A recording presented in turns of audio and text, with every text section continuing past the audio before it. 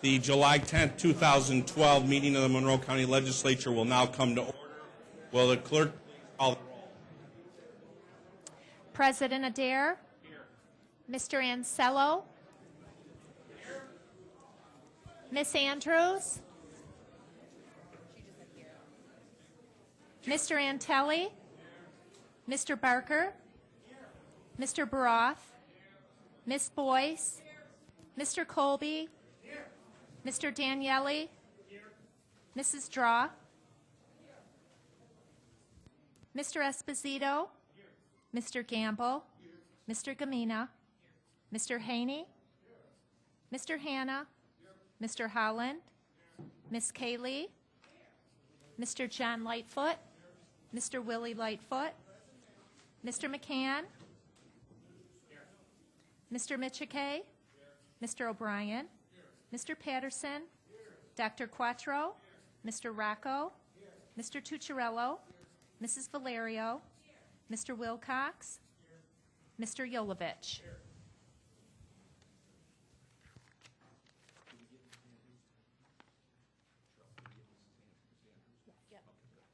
Please stay seated at this time. I'd like to introduce Father Jack Healy of the McRae Jesuit High School, who's been invited by Legislator Tony Mitchell. Father?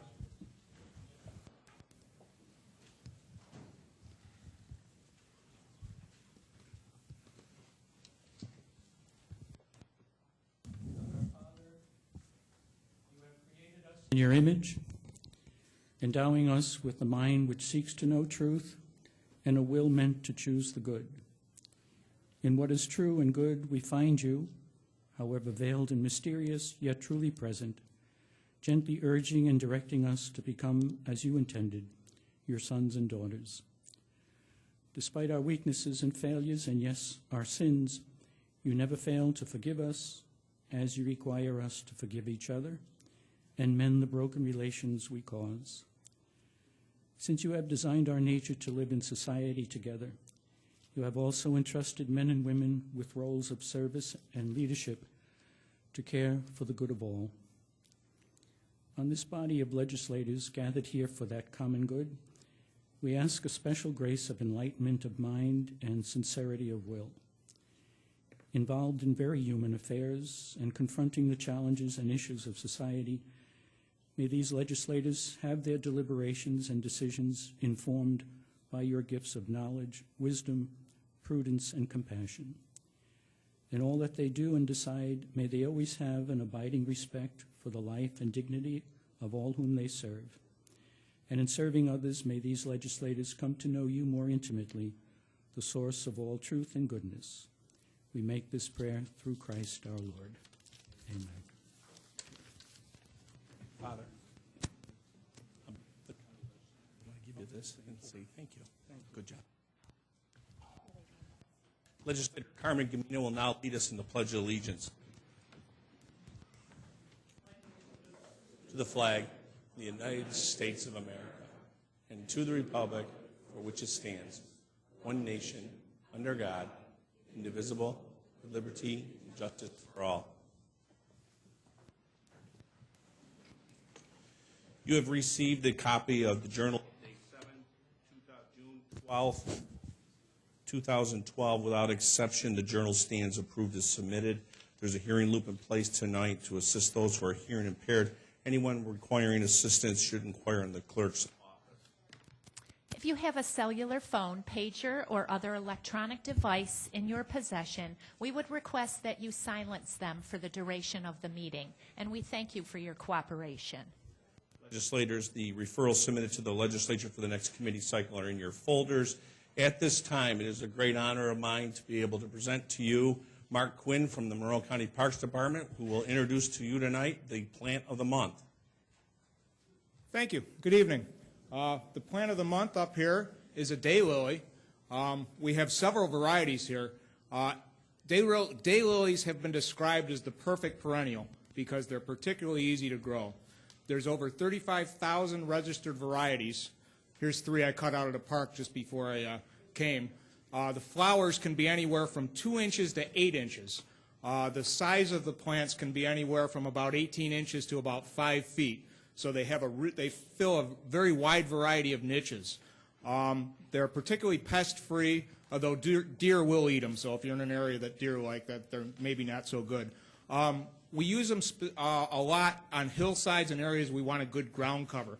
They actually are very aggressive growers, and some of the varieties actually make a really nice ground cover and cover a hillside so that you keep the weeds out. They're relatively easy to grow, like I say. Will grow in a variety of soil types. They prefer, like most plants, a well-drained and fertile soil, but they will survive in a fairly wide range of soils.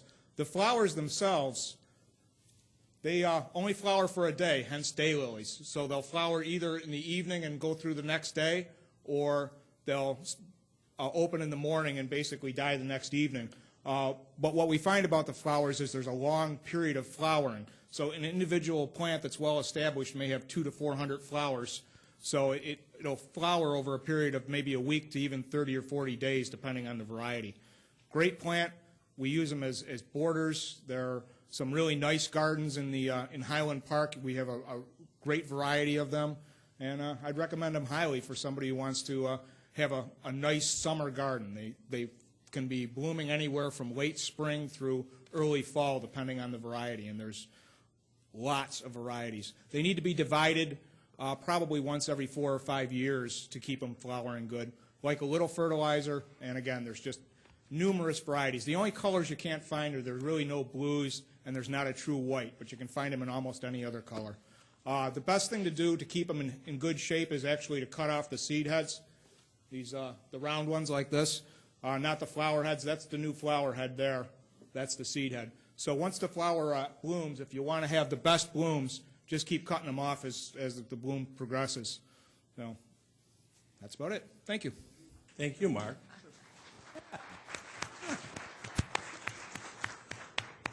You're going to miss that, aren't you, Legislator Esposito? Oh. He wasn't even listening. You're going to miss that, aren't you? Okay, moving on. This evening, there's several proclamations scheduled. Madam Clerk. Would representatives from Pathways to Peace please come forward? Also, President Jeffrey R. Adair and Legislator Carla F. Boyce.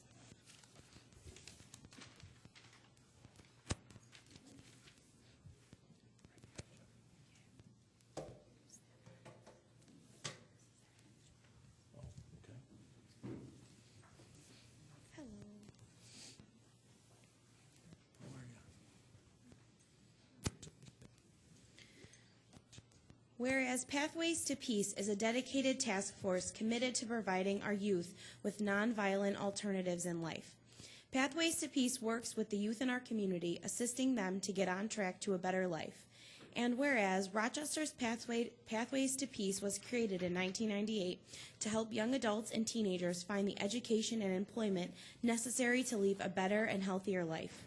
The task force also provides other support services, including dispute mediation, professional youth and community training, gang mapping, and youth violence consultation. And whereas Pathways to Peace strives to bring less violence to our youth community in the city of Rochester, it has successfully helped at-risk young people by catering to the individual, building relationships, and providing necessary networks to facilitate positive changes. And whereas, with the outstanding leadership of Director Victor Saunders, as well as Ray Mayolas, Beverly Jackson, and Michael Brooks, our youth are provided the tools and resources necessary to help make our community a better place. Now, therefore, we, Jeffrey R. Adair, President, and Carla F. Boyce, Legislator, District 5, on behalf of the entire Monroe County Legislature, do hereby recognize and congratulate Pathways to Peace and extend our sincerest appreciation for the positive impact you have made on our local youth community. Congratulations.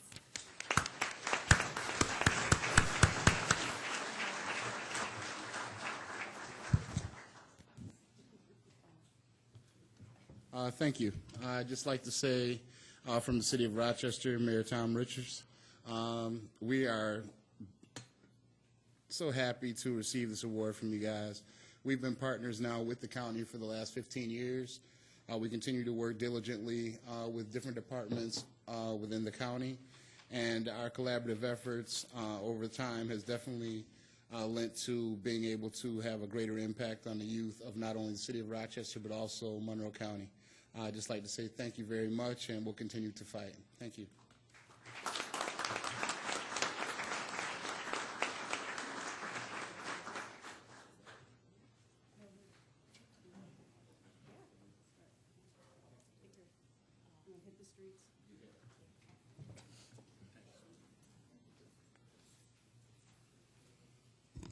Would Matthew Jarrett please come forward? Also, President Jeffrey R. Adair and Legislator John J. Howland.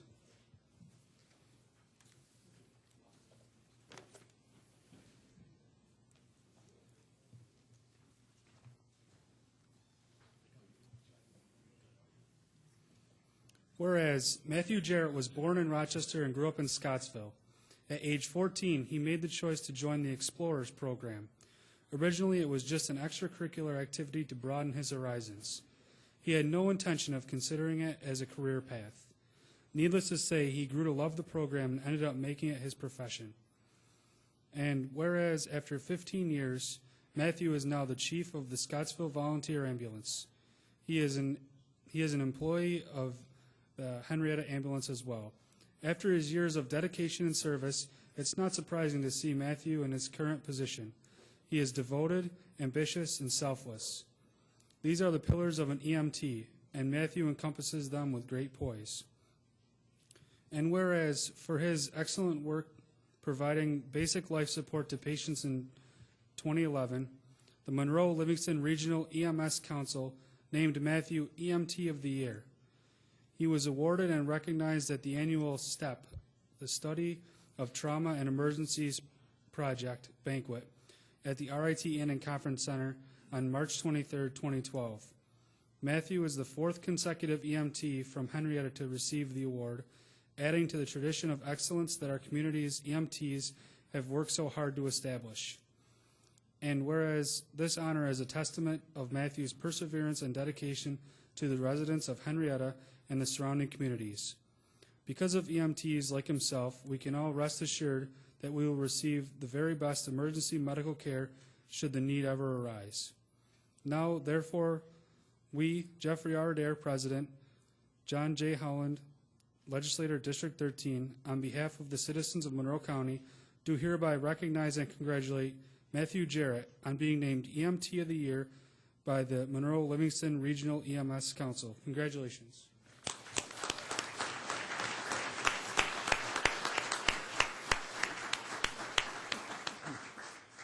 Thank you very much. It's quite an honor to stand in front of this body this evening, and thank you very much for the recognition.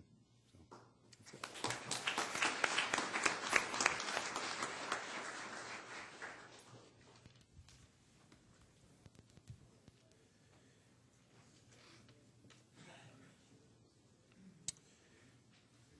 At this time, I'm going to declare open the public hearing on resolution intro number 233 of 2012, entitled Adopting the 2013-2018 Capital Improvement Program. There are 3 speakers registered for this public hearing this evening. When I call your name, please come forward to address the legislature and conclude your remarks when the timer sounds. We thank you for your cooperation with that. Our first speaker will be Brett Garwood.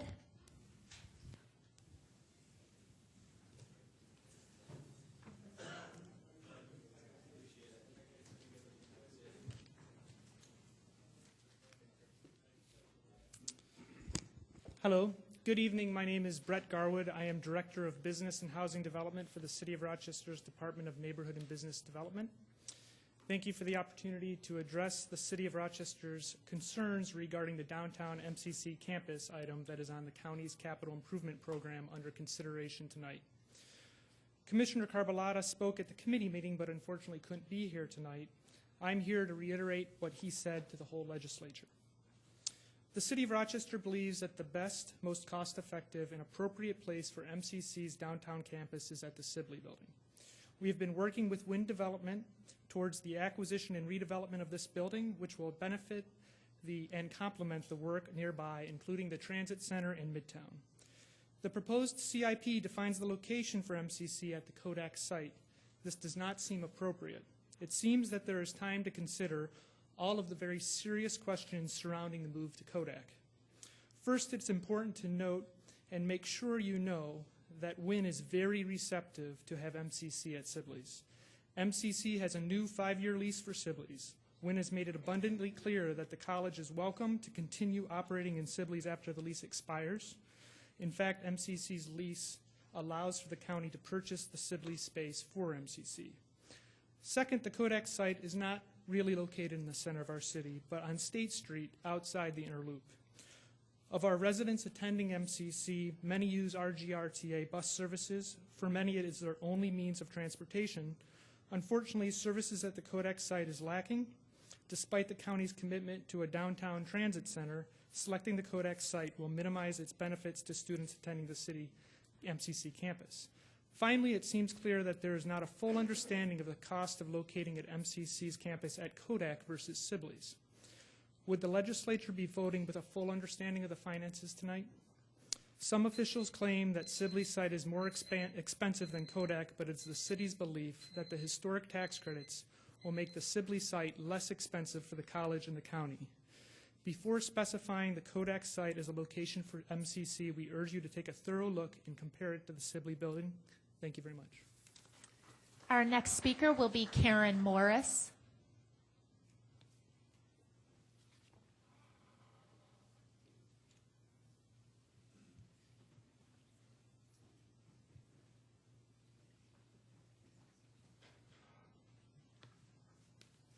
Good evening.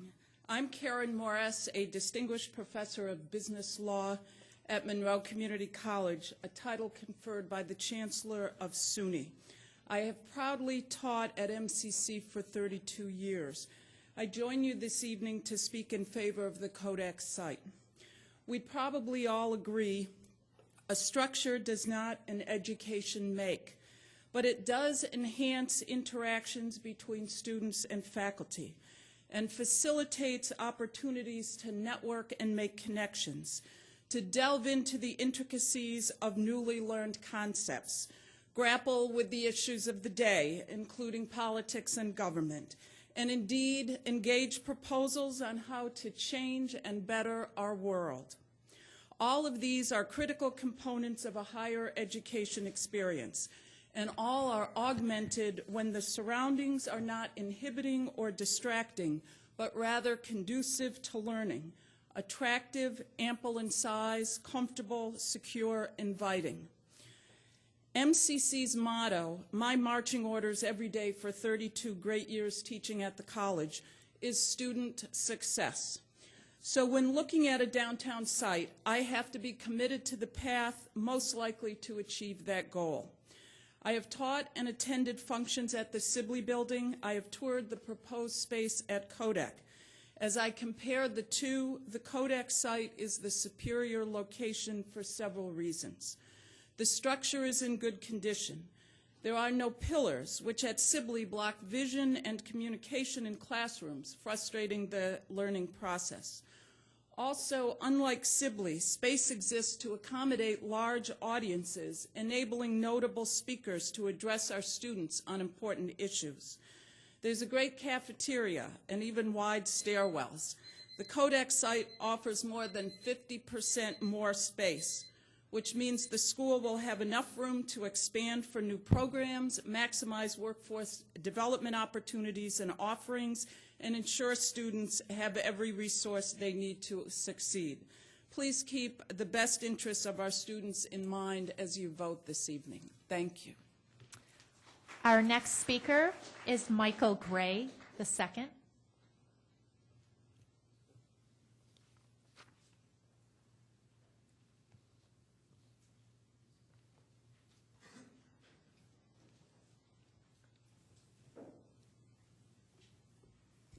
Thank you, Mr. President. Members of this legislature, today on your agenda, you have the Capital Improvement Program.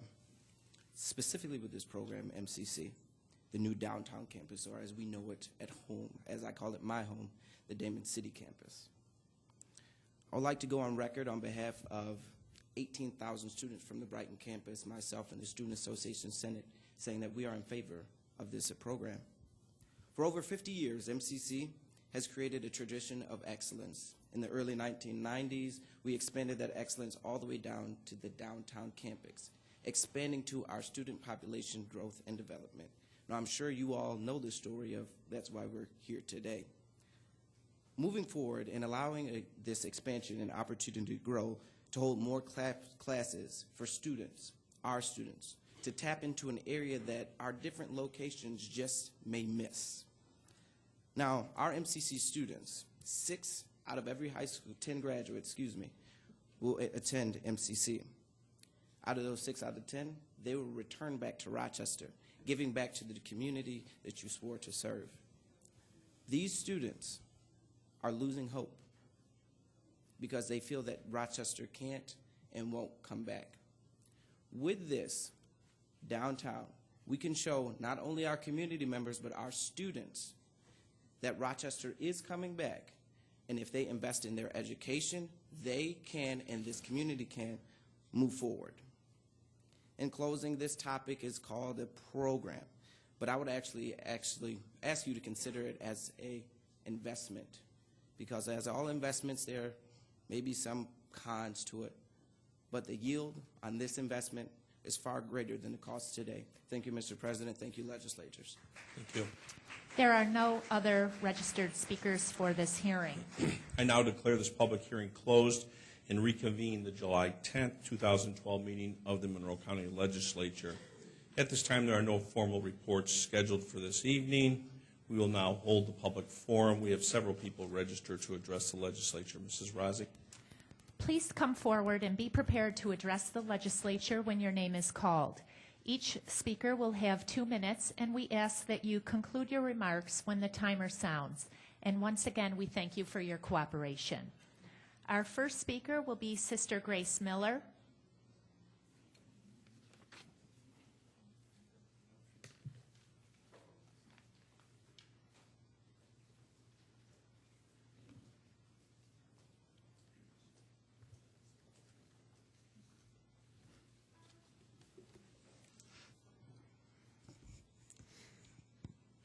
Tonight, I want to thank all the Democrats who wrote up 2 powerful proposals, submitted them to this body for serious consideration regarding the burial issue, only to have the Republicans here not accept it, which is a tragedy and for us a horror story. We had an extremely successful press conference at Awaka Cemetery. And I can't tell you how exuberant and heartwarming it was for us to have the Democrats speak on behalf of the poor. You heard the cries of the poor, you hear the cries of the poor, and you responded today, and you were beautiful in the press conference that we had today, and we were proud of you. It was wonderful to have people in power speak for the poor, because we so seldom see that in this county, especially with Republican control. I want to thank Cindy Calla, Ted O'Brien, Carrie Andrews, Willie Lightfoot, Justin Wilcox, and sorry you're leaving this body, Vince Esposito, Glenn Gamble, Paul Haney, Joshua Balworth, John Lightfoot, and Michael Patterson. Thank you from the bottom of our hearts, from the community that works with the poor and hears the cries of the poor every single day. You heard our cries, and we thank you. But to the Republicans, I don't know what to say to you tonight. I really don't. You are disappointing us, disappointing the poor of our county. We have come to you practically every month begging you to help us take care of our poor who die in poverty and don't have enough money to pay for their burials, and you expect them to pay $2,700, $2,800 for a burial that they cannot afford. And you wouldn't even accept this proposal. It's a shame, a downright shame. And we're not proud of you at all. We can't be. No matter what you do, if you don't listen to the cries of the poor, there's nothing more we can say to you. But we'll still keep coming back here to bring you the cries of the poor. Anything Maggie Brooks tells you to do, you kowtow to. It's like you've sold your souls. I don't know what's wrong with you, because there is a God who loves the poor, and there is a God who says, whatsoever you do to the least of these, my brethren, you do unto me. And many of you are churchgoers, and you hear it in the churches. What does it mean to you? Absolutely nothing. Because the people we're up here fighting for are the poorest of the poor in our county, and yet you want them to be cremated against their will. How many of you pay $12.50 for a funeral? You're paying in the thousands, maybe millions, who knows? But you don't have any poor funerals. And our people can barely make it alive, living as well as dying. And you make dying so hard for all of them, and you bring such agony into their hearts. We see them crying, we hear their cries, but you're so far removed from them. You don't want to hear them. You've closed your eyes and your ears to the poor of our city and our county, and I think it's a shame. You march to the tune of Maggie Brooks. Well, so did the soldiers, Hitler's soldiers, march to his tune, and look what they did. Killing the Jews, women, children, men. That's a scandal. All right. That's a scandal. Our next speaker is John Boutet.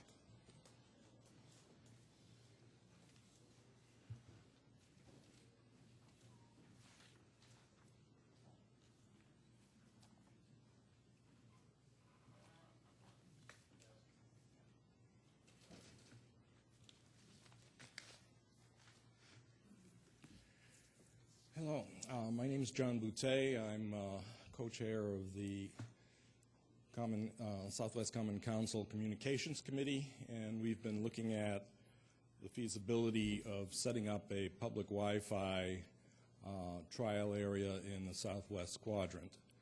Our objective is to try to provide better communications in communities that currently are off the beaten path of the Internet. We found that as we work in many of our poorer communities that it's very difficult to communicate with people because they don't have computers, they don't have an Internet hookup, and it pretty much takes them out of what most of us take for granted in terms of ability to look up anything, anytime, to communicate with teachers or take online courses. We feel that having Internet access will help these communities pull themselves up by their bootstraps, and that this will help the quality of life in these areas, which in turn will help raise property values in the area, reduce crime. All these things are linked together, and having the people who need to move forward the most have the fewest tools to do it with is just compounding the problems that our society has. So we've talked with Frontier, we've gotten some prices, and in the map that you'll see in the handout that I left with the clerk here, we're covering basically the Plex, Swan, and Kotz area with this first proposal. We've gotten numbers that it would cost around $325,000 to set up the antenna system to cover this area, and we're hoping to find that through grants. The thing that we're looking for guidance on is how to come up with the ongoing operating costs, which will be about $1,000 a month.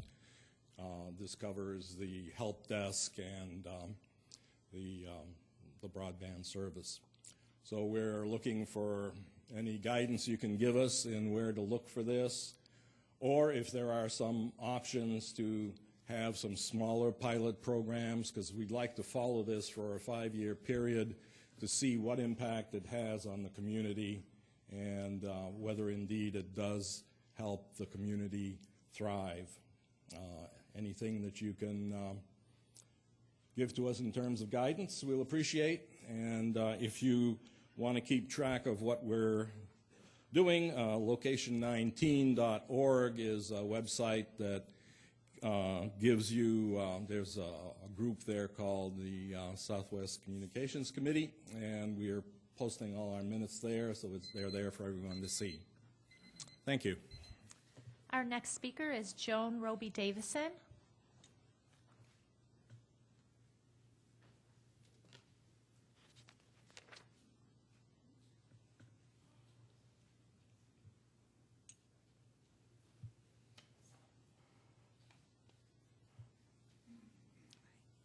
Good evening. My name is Joan Roby Davison. I'm the Executive Director of Sector 4 Community Development Corporation and a member of the Southwest Common Council Communication Committee. That's a mouthful. A resident came to us some months ago with the suggestion that access to the wireless internet would help improve property values and could serve as a valuable tool for people who are looking to move into the city. It might be one more reason to move into a particular neighborhood. And we started looking at it as a tool to help with the commercial corridors in the southwest quadrant. I met with a group of students today, and they said there are no hot zones, there are no Wi-Fi hot zones anywhere in this part of the city.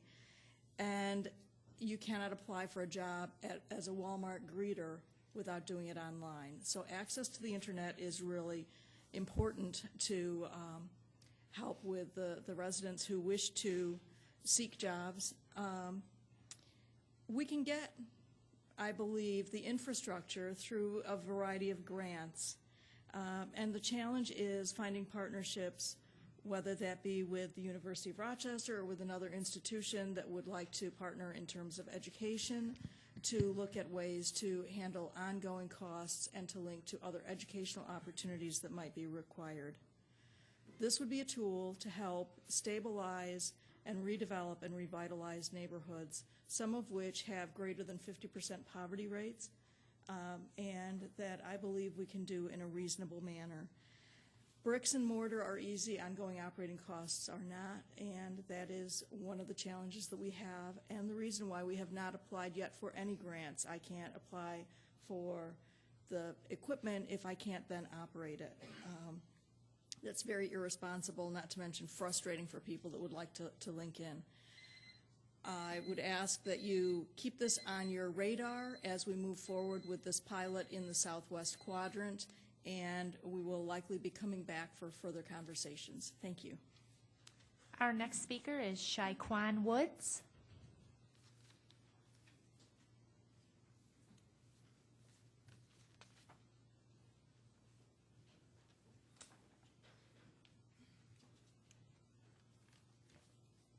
Good evening. My name is Shaquan Woods. I am a volunteer at the House of Mercy. The reason why I'm here tonight is to speak on the poor. I went to Owaka Cemetery this morning with Sister Grace and Sister Rita. When I went out there, it's like a dump out there. I mean, come on now, you're burying our poor people out there. These poor people do not need to be buried out there. I don't know what the county legislative is doing, but whatever they're doing, they really need to stop because it's a dump. I mean, it hurt me so bad to see that our poor is buried out here in this type of place. Like, I really wanted to cry this morning because it's not doing any good. I mean, Maggie Brooks, she's not doing anything to help this at all. She shouldn't even be in office. I mean, she's taking the poor's money. Lord knows what she's doing with it. But I mean, come on now, this has got to stop. I mean, the family doesn't even get a chance to tell them where they want their family to be buried. We had one family member of ours from the House of Mercy, God bless her soul, Sally Green, was buried out there, and her son didn't like it.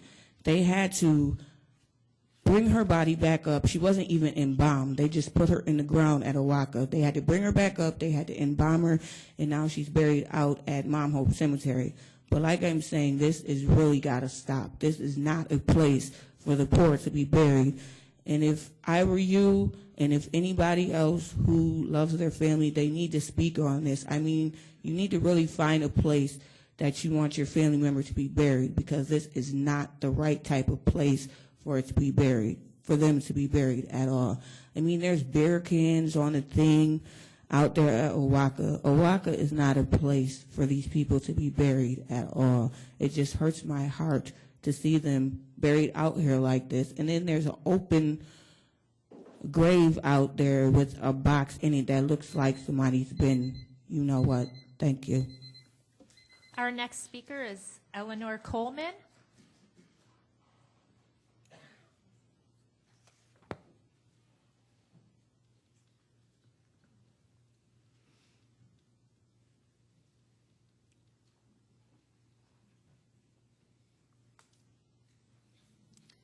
Thank you very much. My name is Eleanor Coleman. I'm a resident of the southwest quadrant of the city for 33 years. Recently, my husband and I moved to an apartment, and our child and grandson are in that home. I have 2 other children that are city high school graduates, and have also gone to SUNY colleges and come back, and they live in the Southwest. My point being, we like the Southwest.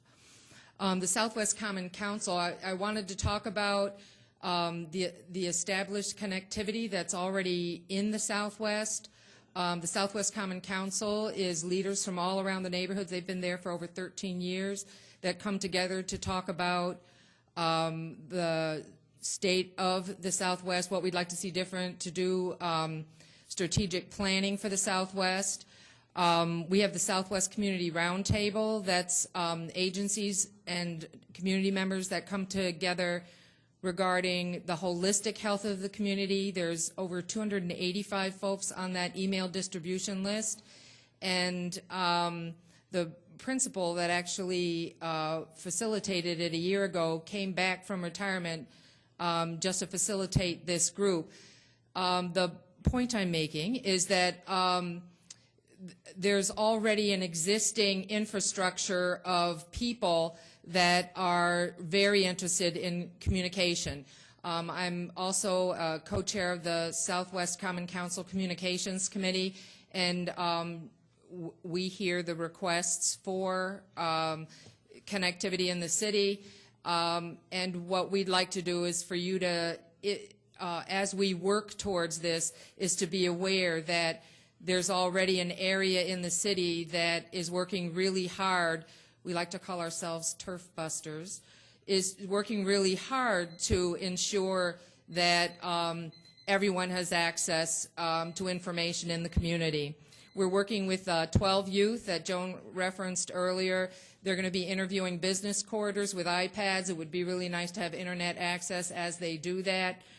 2 other points is telemedicine is kind of very active in other communities, a way for folks to avoid hospital visits, do things right from home. And the other one is youth and technology. I don't know about you, but I have to hand off my phone to have my kids set it up, and we have youth that can step right into being able to teach us as adults and really bridge the gap and create intergenerational models of learning. So we hope you'll look openly to that. Thank you. Our next speaker is Ronnie Craig.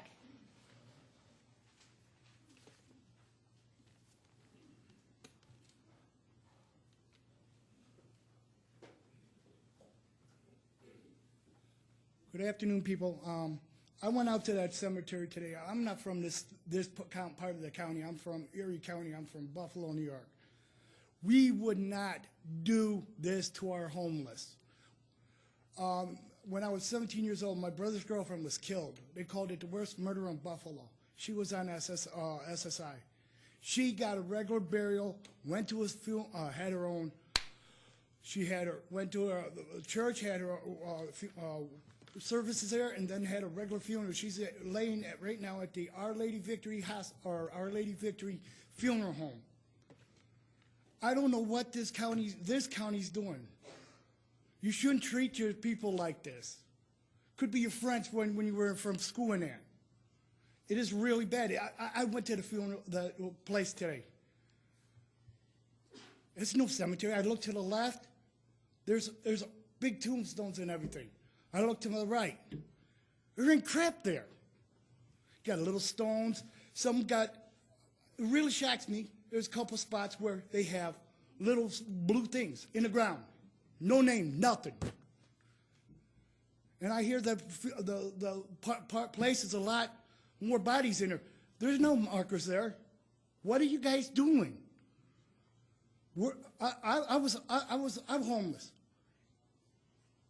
I would not want to be treated like that. Would you guys like to be treated like that if you were homeless or if it was one of your families? And I seen a guy there from Vietnam War. Do we treat our veterans like this? No, I don't think so. I'm done. Our next speaker is Dawn Noto.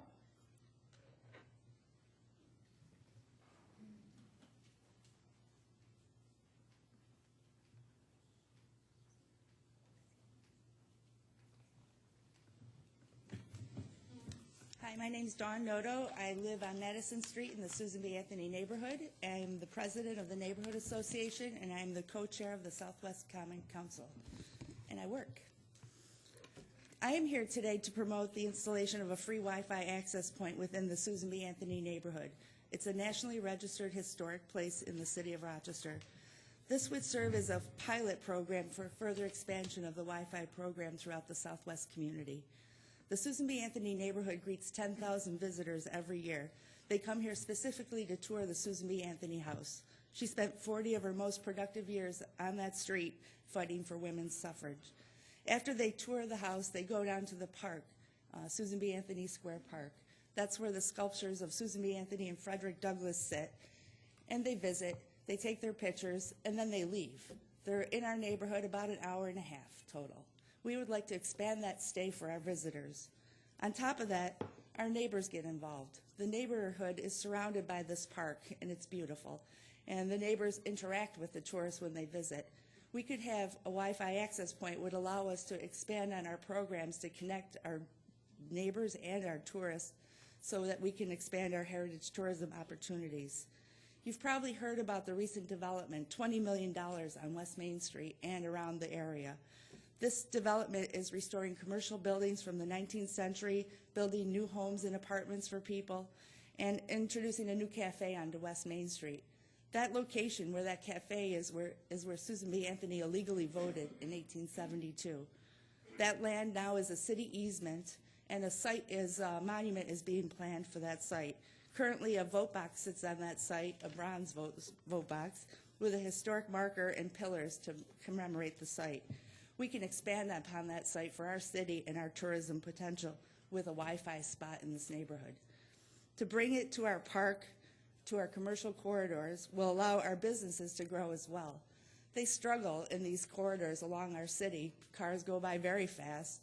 People don't tend to walk as much anymore. So we need to get people out and about. And with a Wi-Fi capability, we would be able to provide applications like web apps or smartphone games like scavenger hunts within the neighborhood, provide more historical elements to our area, and connect our people to this 21st century technology. Our neighborhood association could also use this to further engage our residents. We work very hard to get everybody involved in what we do so we're a thriving, visitor-friendly neighborhood. So we would like to promote this, and we'd be able to survey the community while this pilot program starts or gets off. We ask that you seek tonight, you were looking at your county improvement program, and there's a reference to a Wi-Fi free zone program that this legislature has already passed. We ask that you put a spot in the Susan B. Anthony neighborhood to start this venture. Thank you. Our next speaker is Jean Hicks.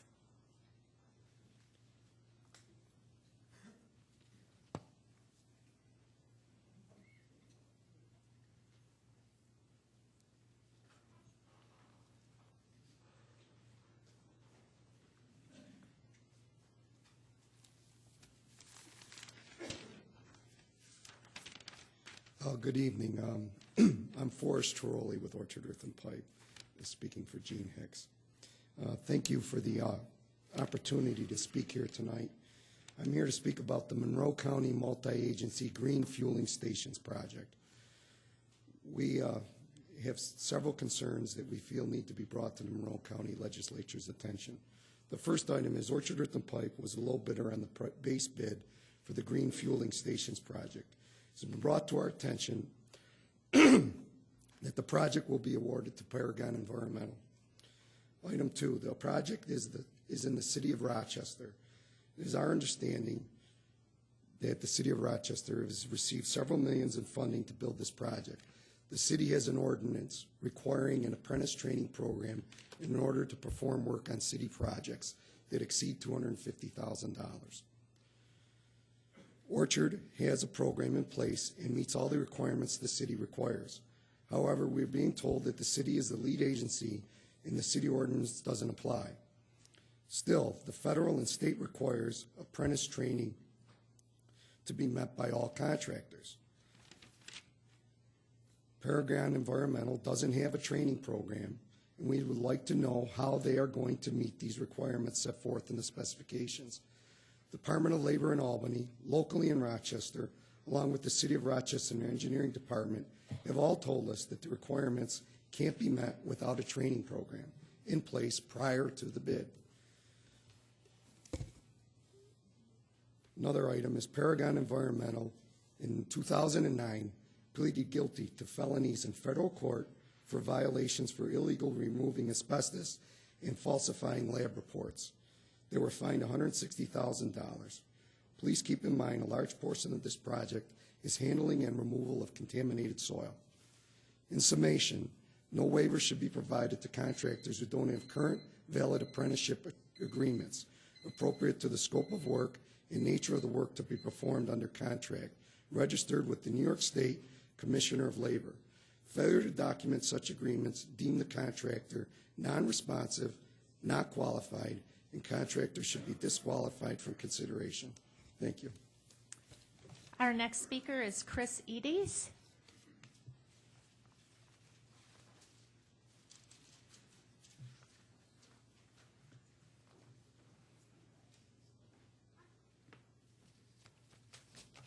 Hello. I'm here once again on behalf of SCOPE, the Shooters Committee on Political Education. We're going to keep pushing for this bill that we want to allow people to carry concealed weapons in county parks. I wasn't sure what I was going to say today, but then I was reminded of a statistic that's put out by our own government, which says that you are more likely to be killed by falling over your own furniture than in a terrorist attack. And yet we are doing all this stuff, passing bills that take away our rights, like the Patriot Act, the Military Commissions Act. We're listening to the phone conversations of American citizens. We're throwing our rights out the window. And for what? For something that's as much of a threat as our own furniture. In the state of New York, to get a concealed carry permit, you must pass every background check known to man. These are not people that commit crimes. The people that commit crimes don't get a permit. And all we're asking is that if you have a permit, that you can walk into a county park just like anybody else. And I don't see why that should be a problem. Thank you. Our next speaker is Rita Lewis. Rita Lewis.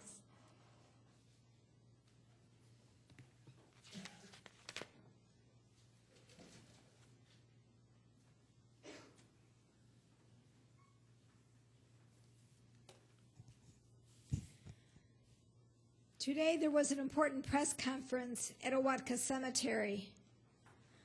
The Democrats put forth two proposals to remedy the current burial policy so that burial may be an option for the poor instead of forced cremations. Sadly, we learned just minutes before arriving to this meeting this evening that the Republicans have denied the proposals to come to the floor to be voted on. Shame on you. How is it that you can sleep at night knowing the hurt that you inflict on families who are struggling with this decision and the whole issue of trying to bury their loved ones, but not having the money to do so? How do you rest at night knowing that your policies are in the way of the poor getting their just due? Earlier, Sister Grace made a reference to Hitler, and it's very interesting that before I left the House of Mercy this morning, on the TV in the front room of the house, they had the History Channel on. It was the story of Hitler and Nazism in Germany. And what struck me is these nice so-called people, ordinary people, falling in line with Hitler's policies, falling right in line with what he was issuing and what he was doing, no matter how he hurt the Jews. Ordinary people were going right along with him. And I couldn't help, and I said, at the moment I saw it, I said, this is frightening. I can't stand watching this. It's frightening to see this on TV. And as I heard tonight about the Republicans denying that those proposals even come to the floor to be voted on, I couldn't help but remember that what I saw on the TV this morning, Hitler's. How is it that good people can make such bad decisions that hurt people? How can people do these things? I don't understand it. But I know that we need to learn from the sins of the past in order to stop inflicting that evil again and again and again. We need to learn. We need to listen. We need to pay attention. And we need to do what is right to correct the injustice. Thank you. Our next speaker is Donna Kearney.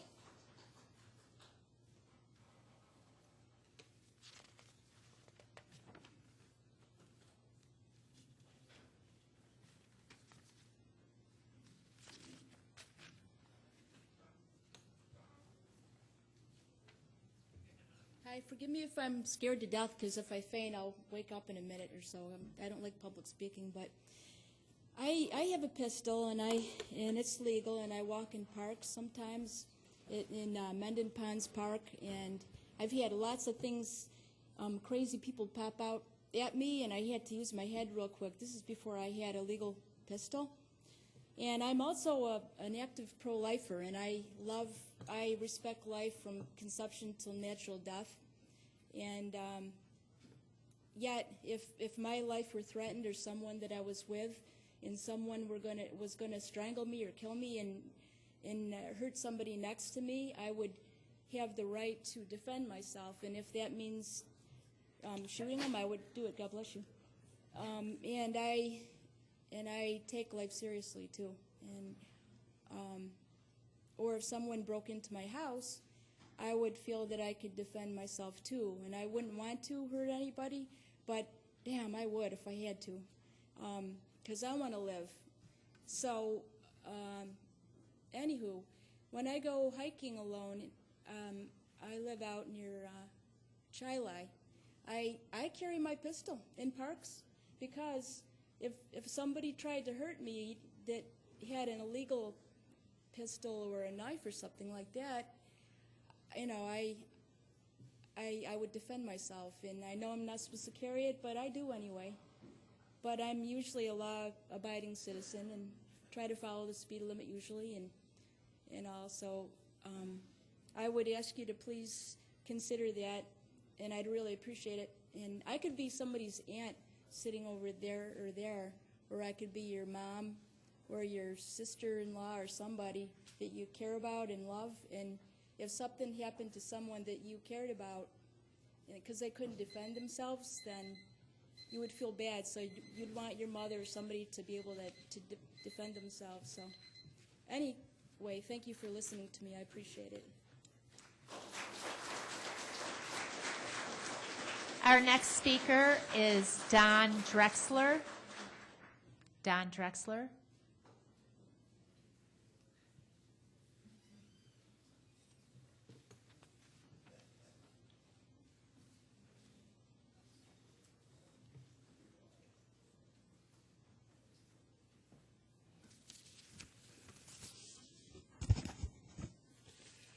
Good evening.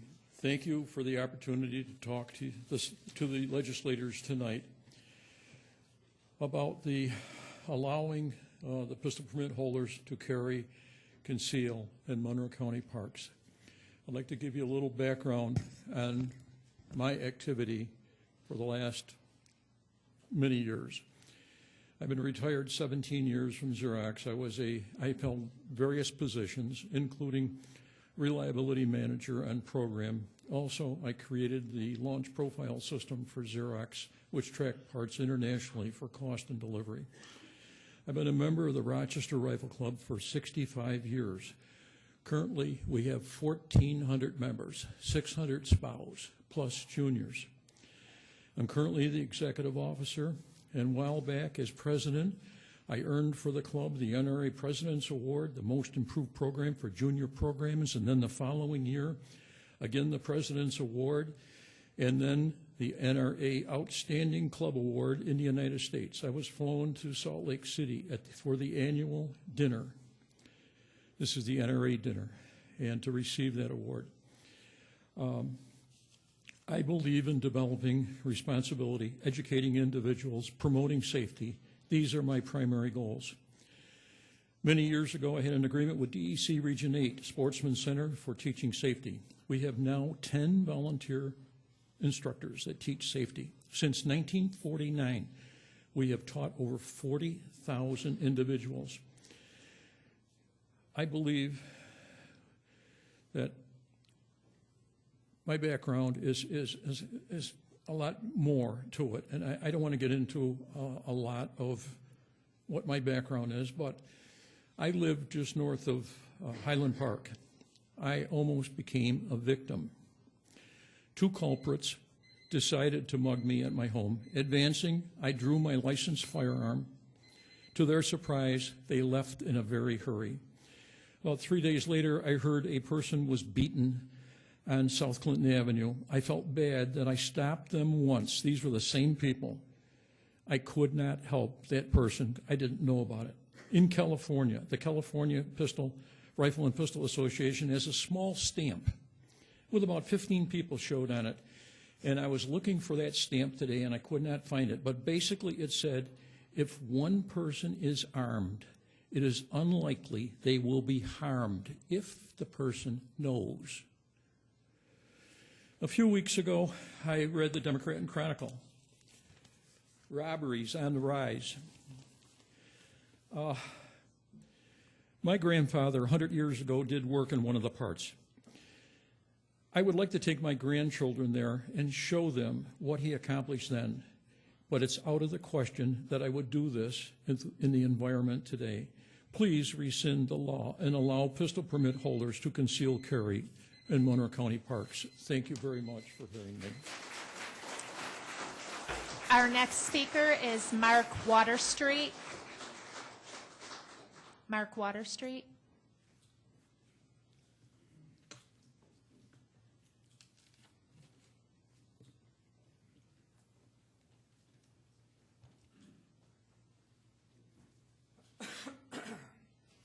Good evening, everybody.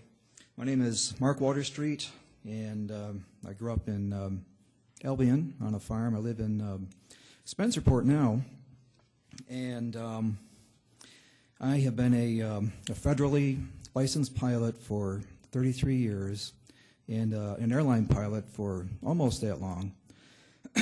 And I'm an NRA member. I'm also a member of the Rochester Rifle Club. And I'm also a graduate of the Federal Law Enforcement Training Center out in New Mexico, where I was deputized and became a federal flight deck officer and was licensed to carry a federally issued weapon on all my flights nationwide. And yes, I'm nervous. I'd rather be at 37,000 feet than speaking in front of you folks. Usually when I speak from the cockpit, they're all behind me and the cockpit door is locked. And furthermore, I was formerly a first officer at Eastern Airlines till the bankruptcy in 1991, and I'm currently a 717 captain with AirTran. But anyway, despite all that, I also cannot legally carry my legal weapon in Monroe County parks. I forgot to mention I've been a New York State pistol permit holder for almost 30 years. And I would respectfully and humbly and prayerfully ask the legislature to please consider overturning the ban on weapons in parks. I would like to be able to defend myself legally in the park. And that's all I got to say. I won't go over the 2 minutes. Thanks a lot.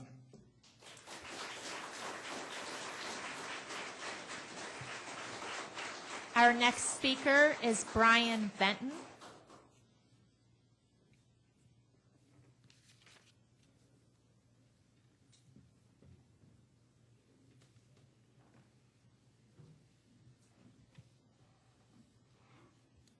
Thank you for the opportunity to speak tonight. Yes, I need these. I'm here to speak on behalf of legal gun owners as well tonight, both the organization Scope. I'm speaking for myself, my family, and my loved ones regarding the rescinding the ban on being able to carry appropriate self-defense weapons in the park system. St. Bernard of Clairvaux wrote, "The road to hell is paved with good intentions." Everyone wants a perfect world, a perfect neighborhood, a perfect family, and a perfect job. I hate to break it to you, there ain't no perfect. Karl Marx sought out the perfect society and a utopian dream where there are no differences between people, no differences in income, no differences in achievement, no differences in outcomes or even the fruits of one's own labor. This vision is based largely on emotion and good intentions. But nowhere in history has this utopian society been successful. Here are the facts. There have been virtually no increase in accidental shootings where right to carry have been approved laws. Since adopting a concealed carry law, Florida's total violent crime rate has dropped 32%, and its homicide rate has dropped 58%. Floridians, except for criminals, are safer due to this law, and Florida is not alone. Texas's violent crime rate has dropped 20%, and homicide rate has dropped 31% since enactment of its law in 1996. Another study makes the moral case for expanding and enhancing right-to-carry laws. A report by John Lott, Jr. and Dave Mustard of the University of Chicago, released in 1996, found that, quote, allowing citizens to carry concealed weapons deters violent crimes, and it appears to produce no increase in accidental deaths. Further, the Lott-Mustard study showed if those states which did not have right to carry concealed gun provisions had adopted them in 1992, approximately 1,570 murders, 4,177 rapes, and over 60,000 aggravated assaults would have been avoided yearly. I want my family to be safe. I want to be safe. I don't want to sit by idly and watch our liberties be eroded one at a time, piece by piece, starting with registration, then the bans, so on and so forth. Emotions feel good. It always feels good to want to do something better. I applaud everybody for that. These facts are real. Let's get real. Thank you.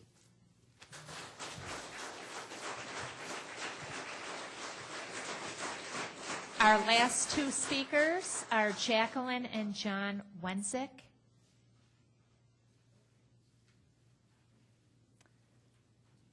This concludes the public forum. At this time, we'll recess the July 10th, 2012 meeting of the Monroe County Legislature for the purpose of convening the Pure Waters Administration Board for the Rochester Pure Waters, Arundecoy Bay South Central, Northwest Quadrant, and the Gates-Chili-Ogden Sewer Districts. The clerk will please note the attendance and read the items on the agenda. PWAB 1, referral 12-205. Moved by Legislator Holland, second by Legislator Yolovich. This is a motion to adopt. Is there any discussion at this time? Seeing none, all those in favor indicate by saying aye. Opposed?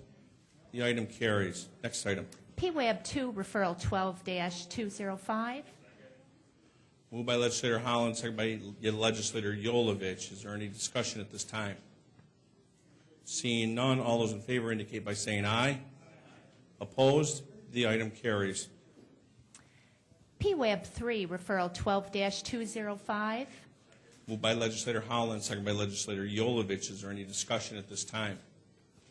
Seeing none, all those in favor indicate by saying aye. Opposed? The item carries. PWAB 4, referral 12-205. Moved by Legislator Holland, Legislator Yolovich. Is there any discussion at this time? Seeing none, all those in favor indicate by saying aye. Opposed? The item carries. PWAB 5, referral 12-209. Moved by Legislator Holland, second by Legislator Yolovich. Is there any discussion at this time? Seeing none, all those in favor indicate by saying aye. Opposed? The item carries. We will now recess the Rochester Pure Waters, Irondequoit Bay South Central, the Northwest Quadrant, and the Gates Charlie Ogden Sewer Districts and adjourn the Pure Waters Administration Board. The July 10th, 2012 meeting of the Legislature is now reconvened. Will we now continue with the considerations of motions, resolutions, and notices? Will the clerk please read the next item on the agenda? Item number 1, referral 12-181, directing. Moved by Legislator Yolovich, second by Legislator Gamina. Is there any discussion at this time? Seeing none, all those in favor indicate by saying aye. Opposed? The item carries. Item number 2, referral 12-190, providing that. Very good. Moved by Legislator Rocco, seconded by Legislator Hannah, Valerio, Colby, Draw, Howland, Gamina, and Yolovich. Is there any discussion at this time? Seeing none, all those in favor indicate by saying aye. I'm sorry, this is to lift from the table. I'm sorry, Cheryl. My fault. This is to lift from the table. That's why there's no discussion. All those in favor indicate by saying aye. Opposed? The item carries. Item number 3, referral 12-190. Moved by Legislator Rocco, second by Legislator Hannah, Valerio, Colby, Draw, Howland, Gamina, and Yolovich. Is there any discussion at this time? Legislator John Lightfoot.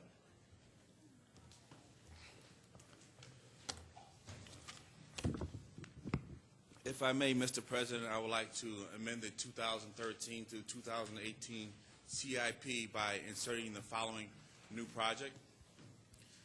In May 2007, the county legislature authorized a 15-year contract with Frontier Communication Solutions, also known as FCS, to utilize excess capacity in the county. Legislator Lightfoot? Yes, sir. Do I have a second on that amendment? Thank you. Second by Legislator O'Brien. We are handing them out now, and then I will give the floor back to you, Legislator Lightfoot. Wait till they're handed out.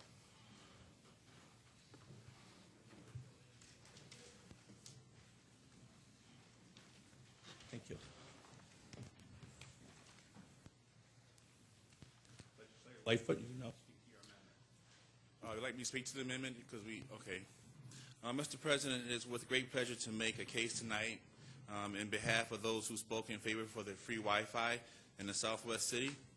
A free Wi-Fi or free zone, as suggested by Frontier Communication Solutions, offer great opportunities for our economy, local parks, and educational institutions.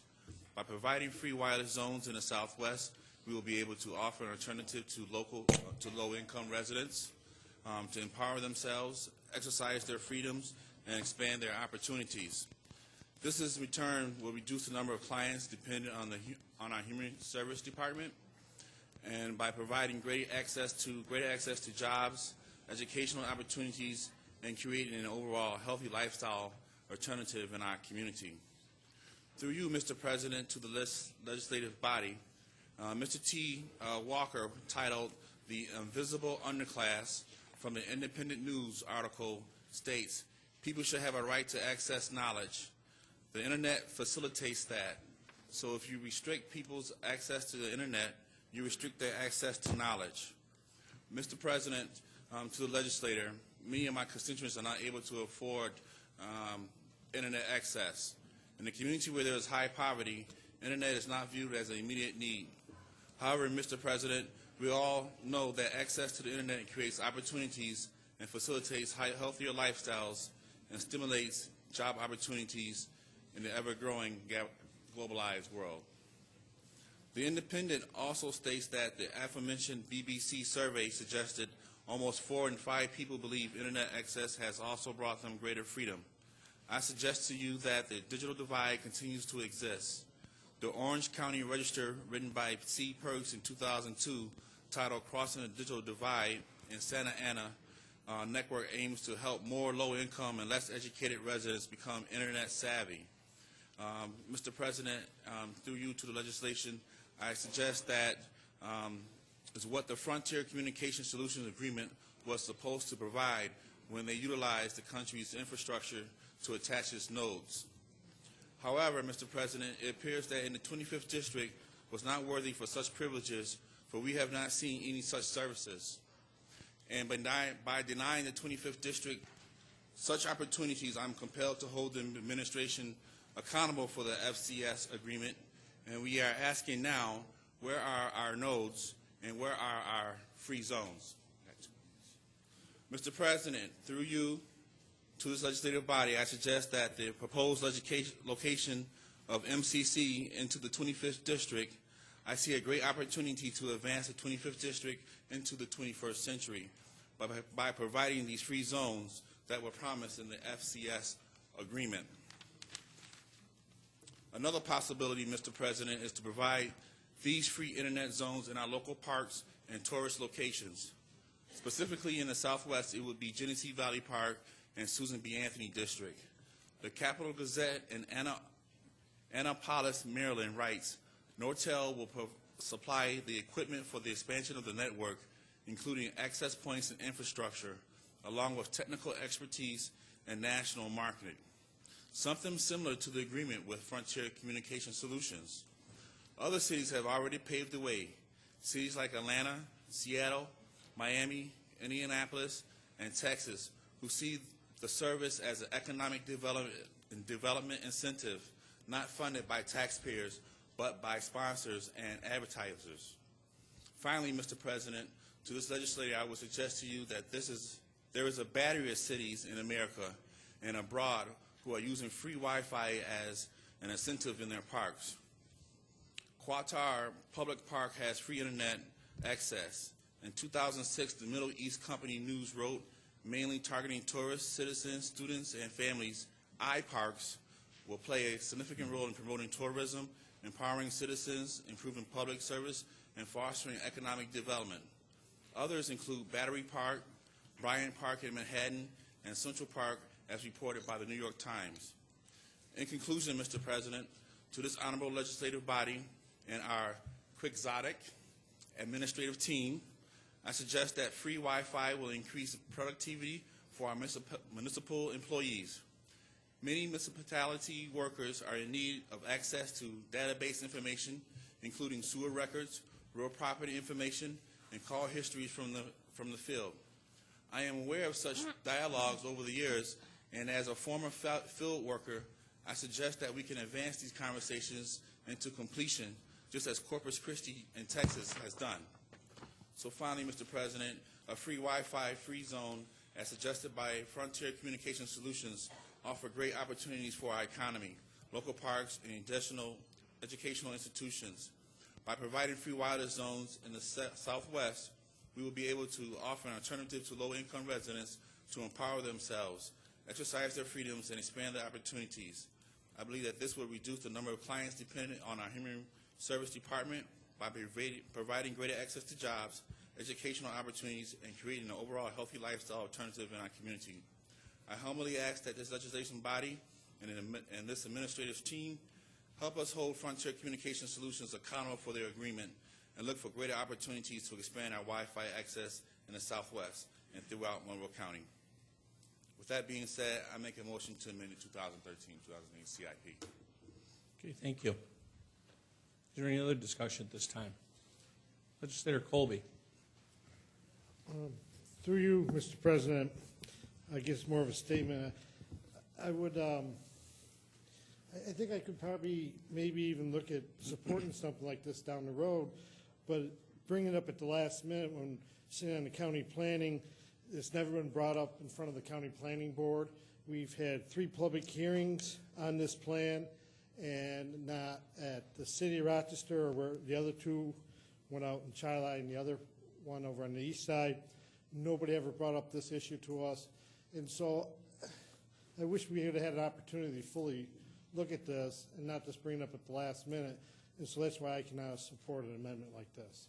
If it came through the process, it's a very long, very thorough process that the county planning board, both of legislators and regular residents of throughout our community, sit down and look at these things. And I think that's where this should go for the time being, and looked at there and then brought back at a later date if seen fit. Thank you. Is there any other discussion at this time? Seeing none, I'll call for a roll call vote on the amendment. Mr. Daniele? Mr. O'Brien? Mr. Ansello? Ms. Andrews? Mr. Antelli? Mr. Barker? Mr. Baroth? Ms. Boyce? Mr. Colby? Mrs. Draw? Mr. Esposito? Mr. Gamble? Mr. Gamina? Mr. Haney? Mr. Hanna? Mr. Holland? Ms. Cayley? Mr. John Lightfoot? Mr. Willie Lightfoot? Mr. McCann? Mr. Michikay? Mr. Patterson? Dr. Quattro? Mr. Rocco? Mr. Tucciarello? Mrs. Valerio? Mr. Wilcox? Mr. Yolovich? President Adair? No. 11 to 18, amendment fails. Back to the main motion. Is there any discussion at this time? Legislator Esposito.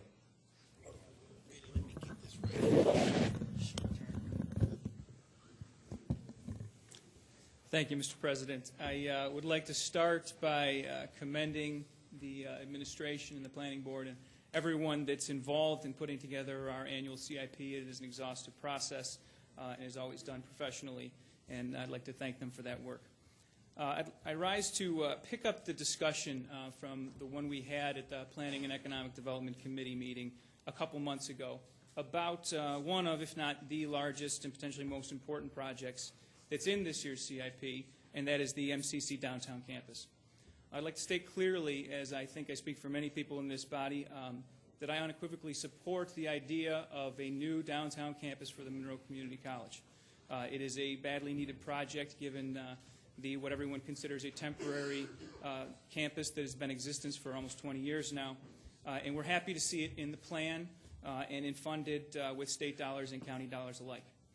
However, as mentioned, certainly at committee meeting a couple weeks ago and with the city's comments at that committee meeting as well as tonight, it's far from an issue that is sealed and closed in terms of what is the best location for the campus going forward.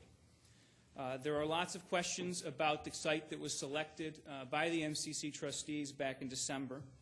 And at no point until now, until the CIP, has this body, or the public for that matter, had an opportunity to, one, weigh in on the selection of the downtown campus, or certainly get into the details about why the site was selected and the pluses and minuses of it compared to other sites. Certainly there are differences of opinion from one of the most major stakeholders involved, that being the city of Rochester that would house this campus. Quite simply, that's a discussion that we need to have, and this document, this planning document identifying what the projects are going to be in our capital program, is not the time to include ambiguous at best site-specific language about what location that campus will exist. It seems odd that this particular description in the capital plan goes out of its way to describe the site selected by the MCC trustees without naming it. That being said, I simply think it's inappropriate to support this entire plan if one of its most important projects, if not the most important project, is determined before this body and the public have an opportunity to fully vet if it's the proper decision.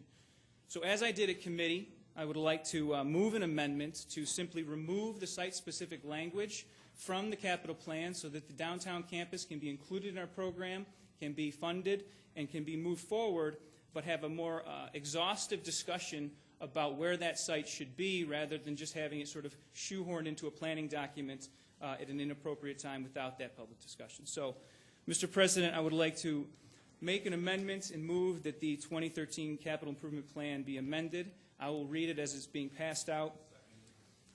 Thank you, Mr. Lightfoot. Thank you.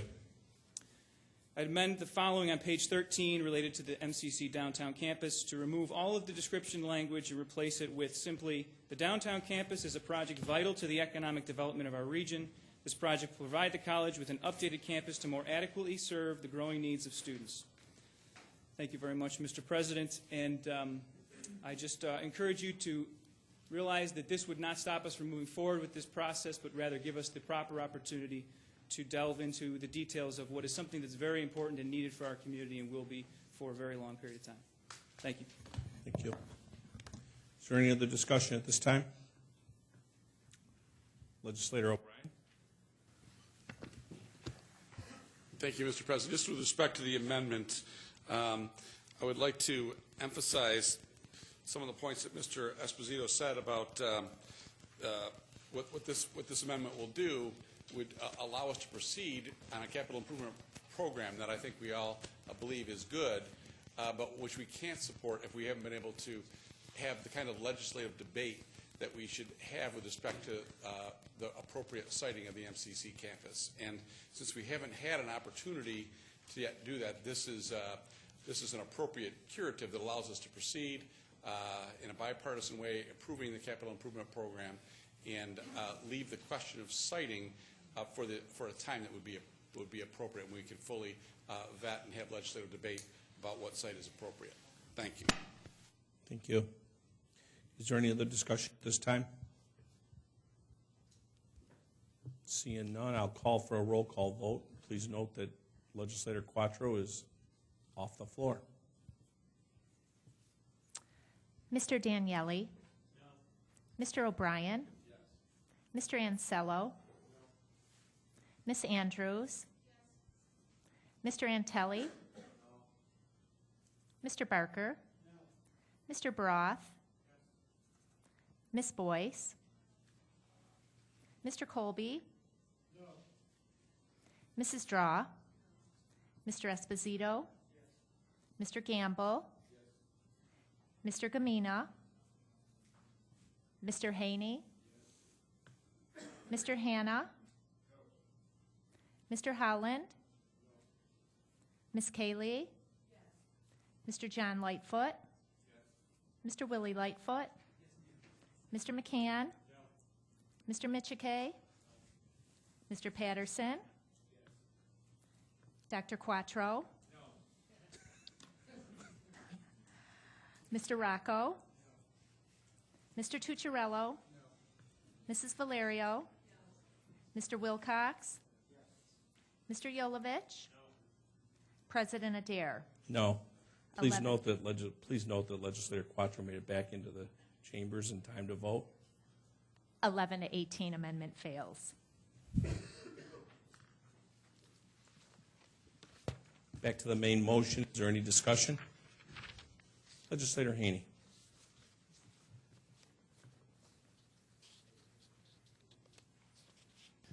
Thank you, Mr. President. My concern about the proposed CIP that is before us is different in nature. I'm not questioning any of the projects that are included. It's what's we've had to take out of the CIP that I'm concerned about.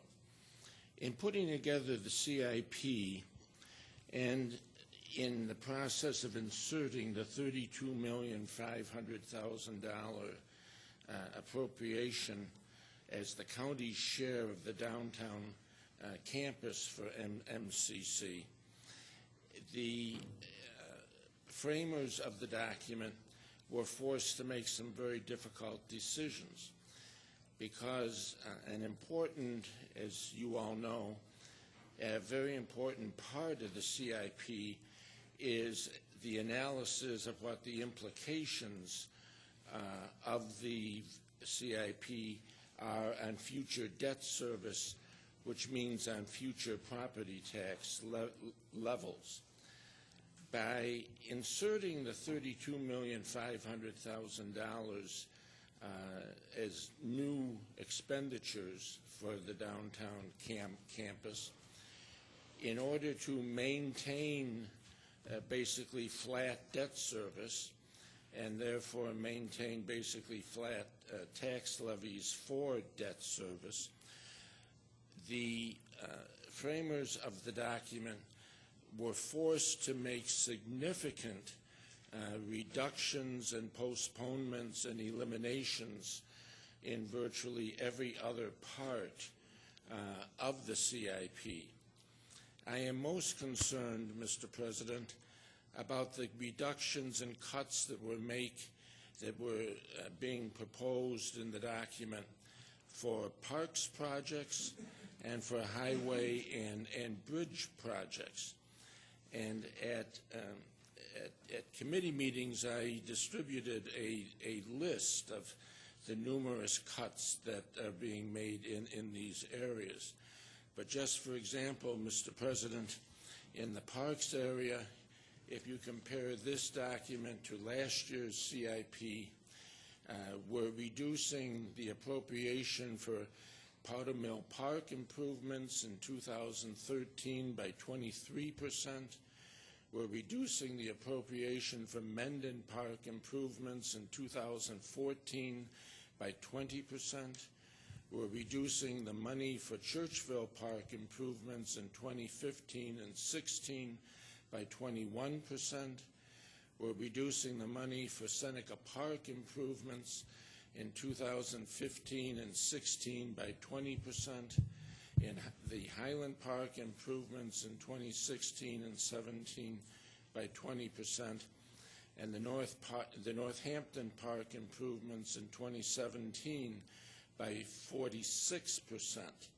And there's a whole list of recuts in highway and bridge projects that I won't bore you with reading the detail of. This brings me to ask two questions, Mr. President, and through you to the administration. There was an announcement, it was in either yesterday morning's Democrat and Chronicle or Sunday mornings, I forget which one, that in the closing days of the state legislative session, the state Senate appropriated $8 million for the new crime lab. Now, this actually was $8 million of $10 million that had been promised some 4 years ago, but as I understand it, it's the first time the money was actually appropriated. My question through you, Mr. President, is, has the receipt of this $8 million been anticipated in the calculations in the CIP for future debt service burdens, or is this new money?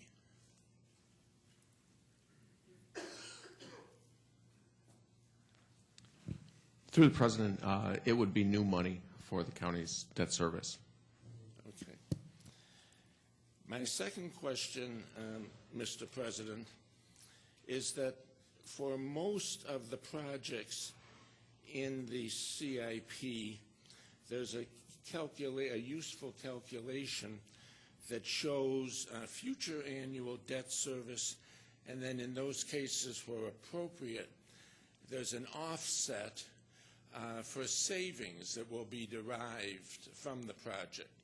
For example, if we enter into a project that will reduce electricity consumption, we show in a calculation in the CIP what the debt service will be on the project, what the savings will be on the electric bill, and show a net cost, which of course is entirely appropriate.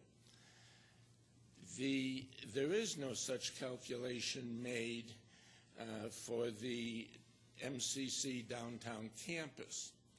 Now, currently, as I understand it, MCC is paying under the new lease $5 million a year in annual rent for the space at the Sibley building. If this project goes forward and they end up with an owned site, obviously that rent expense will go away. The debt service will be paid out of the general tax levy appropriation. Debt service for MCC projects is not in the operating budget of MCC, and the contribution that the county makes to the MCC operating budget does not include debt service. Debt service is handled totally independently in the budget. Presumably, now let me back up. Some portion of that $5 million, and I have no idea what it is paying, I assume, for utilities, either directly or indirectly at the Sibley building. And indeed, there will be utility costs at the future site, wherever it may be. As I said, I don't know what those utility costs are, but let's say they're $2.5 million. That would mean that $2.5 million, the other half of the $5 million annual rent, is being paid for space usage, just the occupancy of the raw space.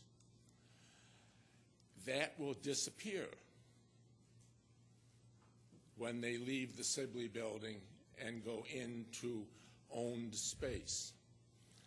There is no reflection in the debt service, the net debt service calculations or tax levy implication calculations for this $2.5 million, or whatever the number is, 2, 3, whatever it is, that will be an actual saving in the operating support for MCC. So, Mr. President, we have basically $10 million,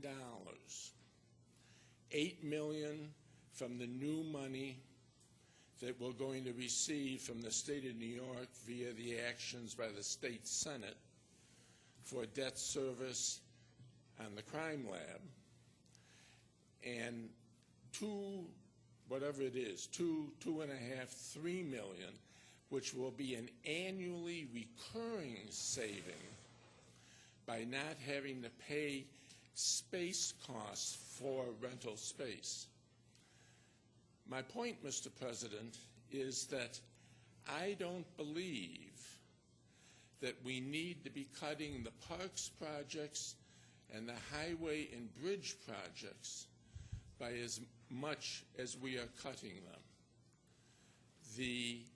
If the $8 million of new offset to debt service costs on the crime lab were considered, and if the annual $2.5, $3 million reduction in operating costs for rent savings were included, were reflected in the calculations, then, Mr. President, there would be room in the calculations for additional debt service on these parks and highway projects without increasing the total annual appropriations or without having an impact on future tax rates. Now, this obviously, Mr. President, is complicated. And I suspect, I'm afraid I've probably lost half the group already with this discussion, but I will try to plunge forward anyways. It's complicated even further by the fact that the new debt service for owning an MCC site will be financed by the general property tax levy, but the saving in the rental costs will be in the county services levy. That is a major complication. So it will take some clever financial engineering, which I'm not capable of doing here, but I'm sure, given the time, our esteemed finance director would be capable of accomplishing. Beg pardon? Award-winning, yes. Not only esteemed, but award-winning finance director.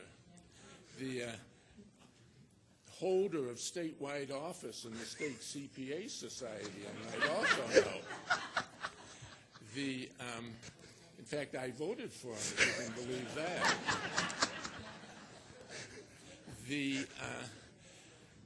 Because of this, Mr. President, and because there's no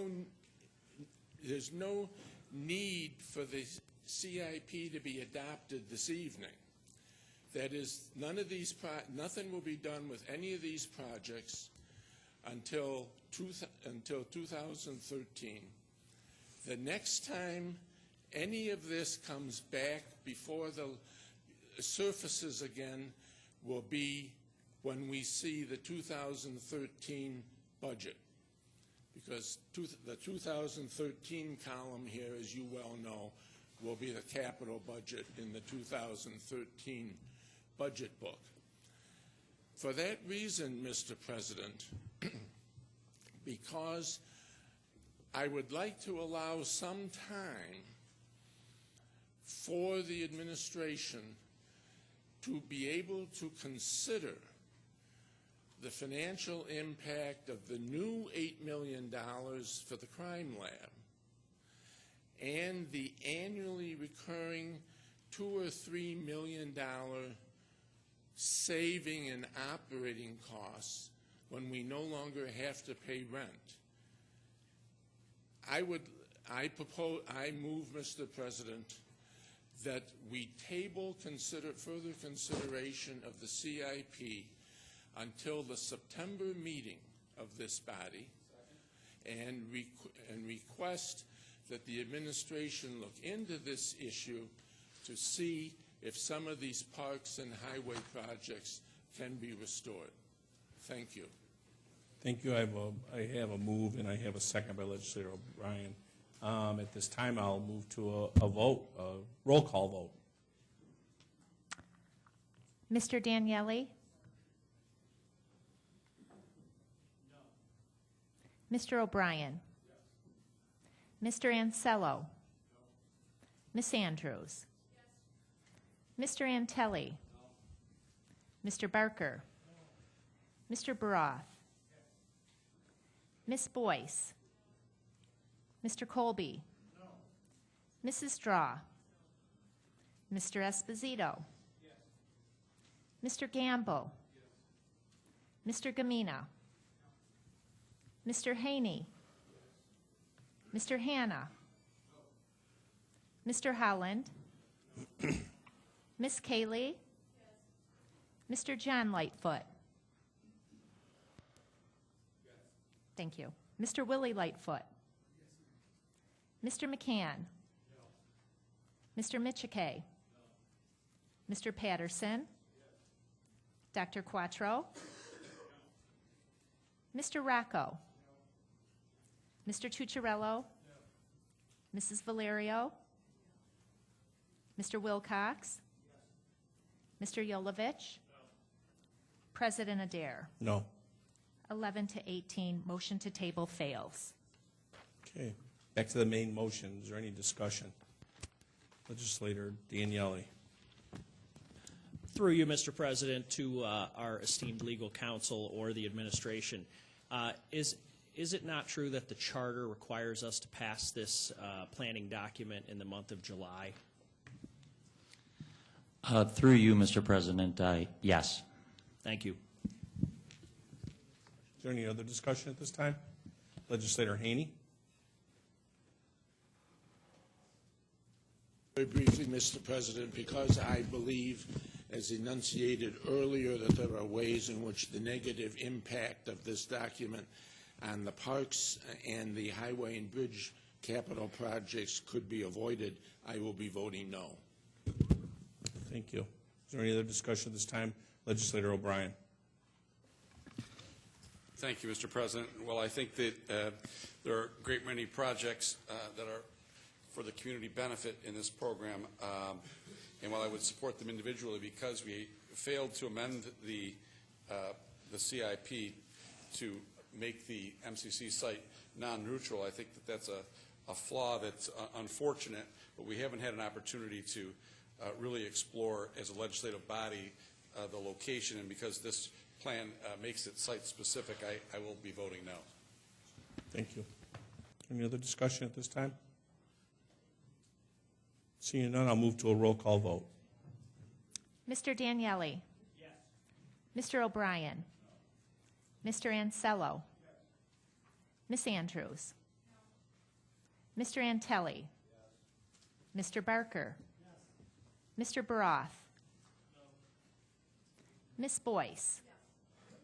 Mr. Colby? Mrs. Draw? Mr. Esposito? Mr. Gamble? Mr. Gamina? Mr. Haney? Mr. Hanna? Mr. Howland? Ms. Kaylee? Mr. John Lightfoot? Mr. Willie Lightfoot? Mr. McCann? Mr. Michike? Mr. Patterson? Dr. Quattro? Mr. Rocco? Mr. Rocco, thank you. Mr. Tucciarello? Mrs. Valerio? Mr. Wilcox? Mr. Yolovich? President Adair? Yes. 1811. Motion is adopted. Resolution passes. Next item. Item number 4, referral 12-198, accepting grant from New York State Division. Moved by legislator Hannah, second by legislator Yolovich. Is there any discussion at this time? Seeing none, all those in favor indicate by saying aye. Opposed? The item carries. Item number 5, referral 12-199, accepting grant from. Moved by legislator Hannah, second by legislator Yolovich. Is there any discussion at this time? Seeing none, all those in favor indicate by saying aye. Opposed? The item carries. Next item. Item number 6, referral 12-200, amending Monroe County Mutual. Moved by legislator Hannah, second by legislator Michike. Is there any discussion at this time? Seeing none, all those in favor indicate by saying aye. Opposed? The item carries. Next item. Item number 7, referral 12-201, authorizing contract with. Moved by legislator Hannah, second by legislator Yolovich. Is there any discussion at this time? Seeing none, all those in favor indicate by saying aye. Opposed? The item carries. Next item. Item number 8, referral 12-202, amending resolution. Moved by legislator Hannah, second by legislator Yolovich. Is there any discussion at this time? Seeing none, all those in favor indicate by saying aye. Opposed? The item carries. Item number 9, referral 12-203, amending resolution 44. Moved by legislator Gamina, second by legislators Hannah and Yolovich. Is there any discussion at this time? Seeing none, all those in favor indicate by saying aye. Opposed? The item carries. Item number 10, referral 12-204. Moved by legislator Hopland, second by legislator Yolovich. Is there any discussion at this time? Seeing none, all those in favor indicate by saying aye. Opposed? The item carries. Item number 11, referral 12-206, authorizing. Moved by legislator Colby, second by legislator Yolovich. Is there any discussion at this time? Seeing none, all those in favor indicate by saying aye.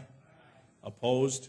The item carries. Next item. Item number 12, referral 12-207. Moved by the Honorable Robert Colby, second by legislator Yolovich. Is there any discussion at this time? Seeing none, all those in favor indicate by saying aye. Opposed? The item carries. Item number 13, referral 12-208. Moved by legislator Hopland, second by legislator Yolovich. Is there any discussion at this time? Seeing none, all those in favor indicate by saying aye. Opposed? The item carries. Item number 14, referral 12-212. Moved by legislator Holland, second by legislators Gamina and Yolovich. Is there any discussion at this time? Legislator O'Brien. President, tonight at public input, I know that one of the speakers addressed this referral and questioned whether or not we were authorizing a contract with, I believe, Paragon Environmental Construction, Inc., whether that they had a current valid apprenticeship program as would be required by law, or whether or not a waiver was appropriate. I didn't quite understand, but I'm wondering if through you, Mr. President, we could get a brief explanation of whether there is an issue with respect to Paragon in that regard. Through you, Mr. President, at this time I would recommend a motion to move into executive session because this question relates to potential proposed litigation and would require executive session. I would move to executive session. Do we have a second? All in favor? Aye, we're moving into executive session.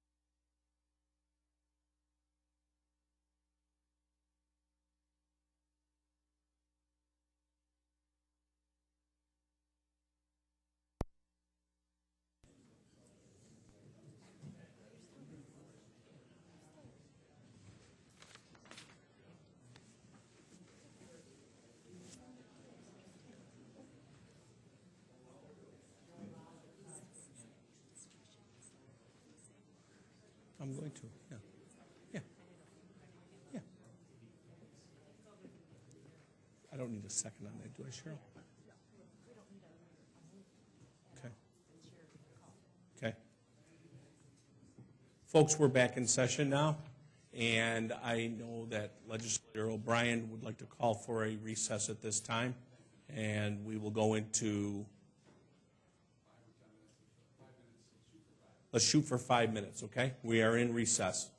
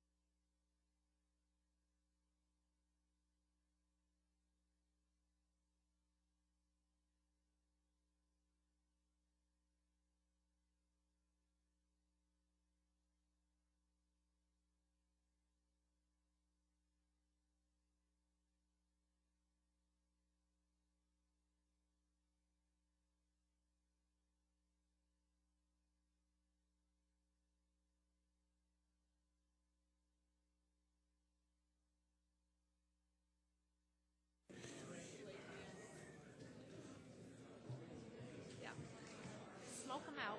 Okay, folks, we're moving out of recess and coming back to what is a normal meeting at this point. And as soon as I get most everybody's seated so I can see who's here and who isn't.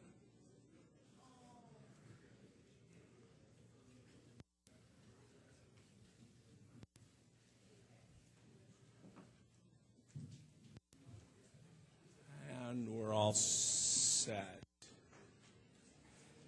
Okay. Legislator O'Brien. Thank you, Mr. President. For reasons discussed in executive session, I would move that we table this matter until the next cycle. Do I have a second? Second.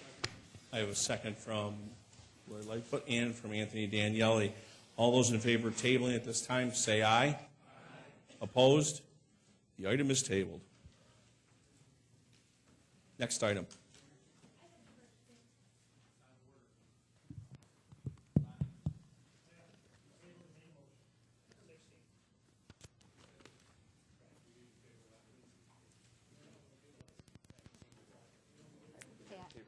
Yeah, I do too.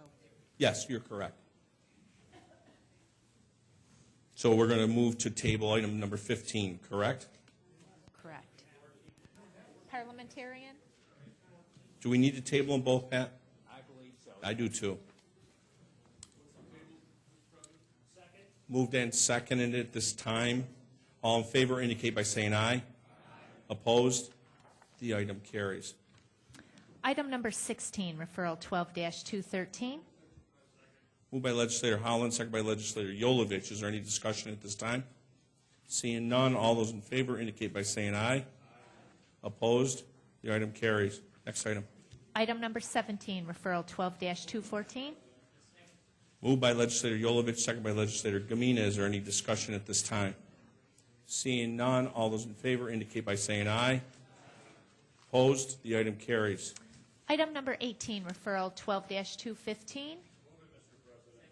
Moved by legislator Yolovich, second by legislator Gamina. Is there any discussion at this time? Seeing none, all those in favor indicate by saying aye. Opposed? The item carries.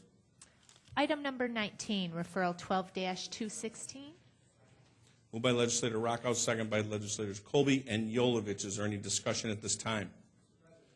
Legislator Rockow. To this resolution, that should be included in tonight's package, and it's just clarifying the typographical error. Do I have a second for the amendment? Second from legislator Holland. Has everybody had a chance to take a look at that amendment? We're all set? We'll vote.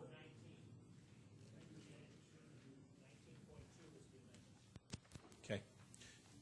To the amendment, is there any other discussion on the amendment? If not, all those in favor indicate by saying aye. Aye. Opposed? The item carries. Back to the main motion, number 19. Is there any discussion at this time? Being none, all those in favor indicate by saying aye. Aye. Opposed? The item carries. Item number 20, referral 12-220. Moved by legislator Yolovich, second by legislator Gamina. Is there any discussion at this time? Seeing none, all those in favor indicate by saying aye. Aye. Opposed? The item carries. Item number 21, referral 12-221, approval of Monroe. Moved by legislator Valerio, second by legislator Yolovich. This is for introductory purposes only. Next item. Item number 22, referral 12-221, providing that resolution. Moved by legislator Valerio, second by legislator Yolovich. This is the motion to table. All in favor? Opposed? The item carries. Item number 23, referral 12-221, fixing public hearing. Moved by legislator Valerio, second by legislator Yolovich. This is a motion to set the public hearing. All in favor? Any opposed? The item carries. Item number 24, referral 12-222, authorizing. Moved by legislator Yolovich, second by legislator Gamina. Is there any discussion at this time? I'm sorry, legislator Andrews. Thank you, Mr. President. Through you to the administration, I just have a couple questions about this referral. First would be, why is it coming to us this evening as a matter of urgency?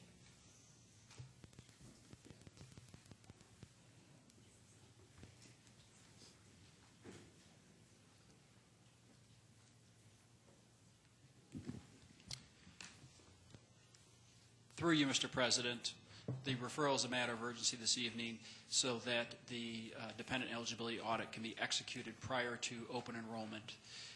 It is the recommendation of the respondents to the RFP that there be a separation between the dependent eligibility audit period and the employer's open enrollment.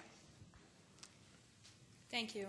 And then through the President, you would expect this audit to be concluded prior to July 31st, 2013, even though that's the term of the contract. Through Mr. President, correct. And can you explain through the President just what the process will be that employees and retirees will have to go through in order to confirm or in order to show that they have dependents that are eligible for the health insurance? Through you, Mr. President, in short, subscribers with dependents will receive a letter of notification informing them of how the audit process will proceed. That'll be followed by a second letter that will have very specific instructions as to what type of documents will be required to prove eligibility and the various methods that those documents can be returned. So one of the key components is a secure server website where the documents can be scanned and uploaded to that website. The documents can also be returned in a more traditional manner, such as U.S. mail. The people returning the documents will then receive confirmation that the documents have been received, and then later on they'll receive confirmation that they are eligible. And for those where there is a dispute or some lack of clarity as to whether they're eligible, the vendor will then work with our staff to resolve any of those disputes and take appropriate action from there. Thank you. So I'm assuming the documents you're referring to are things such as birth certificates and marriage certificates. Is that correct? Through you, Mr. President, that is correct. And so those documents are either going to have to be scanned or mailed to this company in Indiana. Is that accurate? Through you, Mr. President, the company's headquartered in New York City and their processing center that was in Indiana. The anticipation is that the vast majority will be scanned through the internet. Through the chair, were there any local local companies that responded to this that could have handled this RFP, this process? Through you, Mr. President, yes. And through the chair, is there any reason why they weren't selected to do it? Through you, Mr. President, HMS was rated most qualified.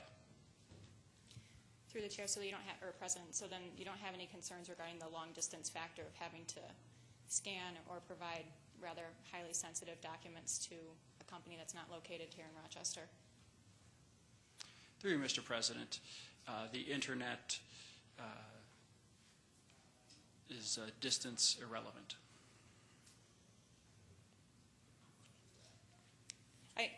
I understand that. I guess just a little bit of familiarity I have with these audits. They can be difficult for subscribers to go through because they're being asked in most cases to find marriage certificates and birth certificates and originals of documents that they may or may not have easy access to. And so it seemed like a local provider may have been more easy to just facilitate the process. But I guess my last question really is, what's the projection in terms of what you expect to save by going through this process in terms of number of dependents that will probably be able to be removed from the health insurance plans, or folks who are still on the health insurance plans that shouldn't be because they're no longer employees or no longer eligible?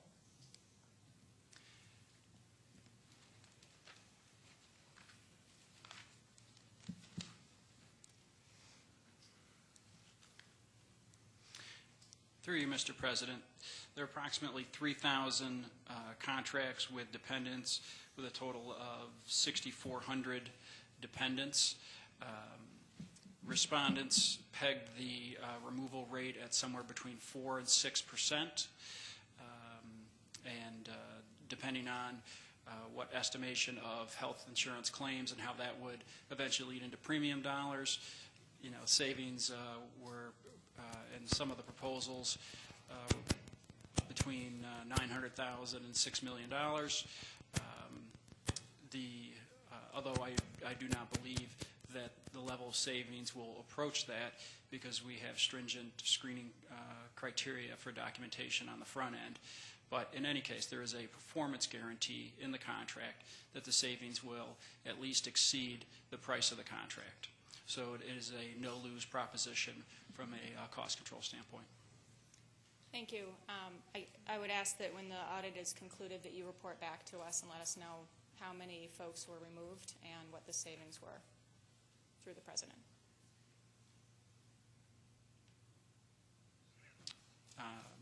Through you, Mr. President, I've heard your request. Through the president, then are you able to fulfill my request? Through you, Mr. President, I'm not the county executive. I understand. I'm making a request of you, as I do several other representatives of the administration.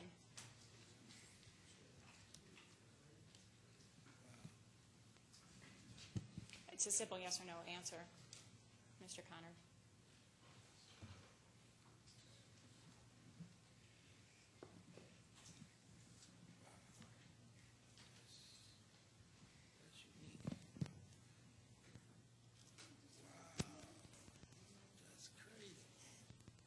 Mr. President, I'm asking a question which hasn't been ruled out of order, so I would request an answer.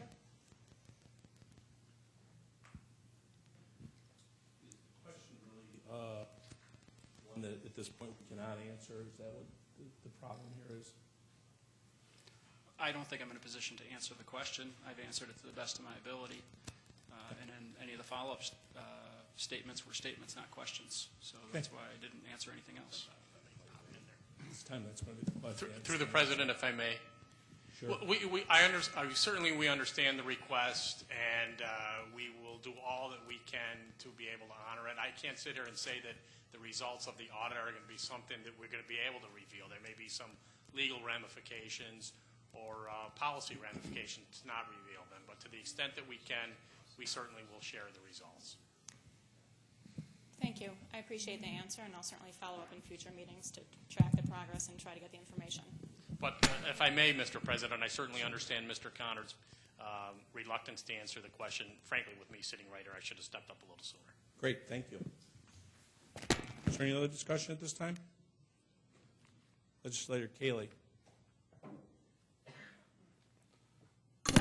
Thank you, Mr. President. I may have missed it in the beginning, but through you to the administration, when was the last time that this audit was done? Through you, Mr. President, this is the first time the county is contracting with an outside vendor for this audit. Up until the implementation of Obamacare, we had twice annually done dependent student eligible audits. But those have aged out due to federal requirements. So this will be the first time that we're doing this level of auditing. Thank you. And one last question through you to the administration. I believe that I heard you mention that you did have documents or documentation on file of families that have dependents on their plans. Will these documents be utilized, or will they have to submit again? Through you, Mr. President, the burden will be on the subscriber to submit original documentation. Thank you. And one more, please bear with me. If anyone is found, I would not say grossly negligent, but having utilized the process over a period of time that the child was not eligible for it, will they be billed back? Through you, Mr. President, there's a grace period during the implementation process, so that if there's somebody who perhaps didn't understand what the eligibility requirements are, there's an opportunity for them to make the proper adjustment without any further ramifications. I'm sorry, through you, Mr. President, I don't quite understand adjustment. Through you, Mr. President, another way to say it is that during the grace period, if someone has a dependent who is not eligible to be on the plan, but they are on the plan, if they basically admit to that and the person is removed, then no further action is taken. Thank you, but through you, Mr. President, I think it was stated in your initial sentence that they may be erroneously allowing themselves, availing themselves of the insurance process. So how would they know until they were audited? And would that not put them over the grace period?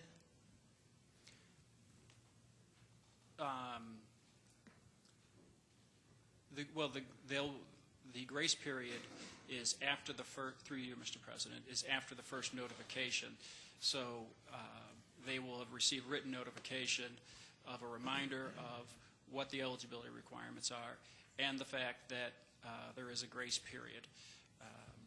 And when at time of hire and such other times, the county has eligibility policies that are in place and should be known.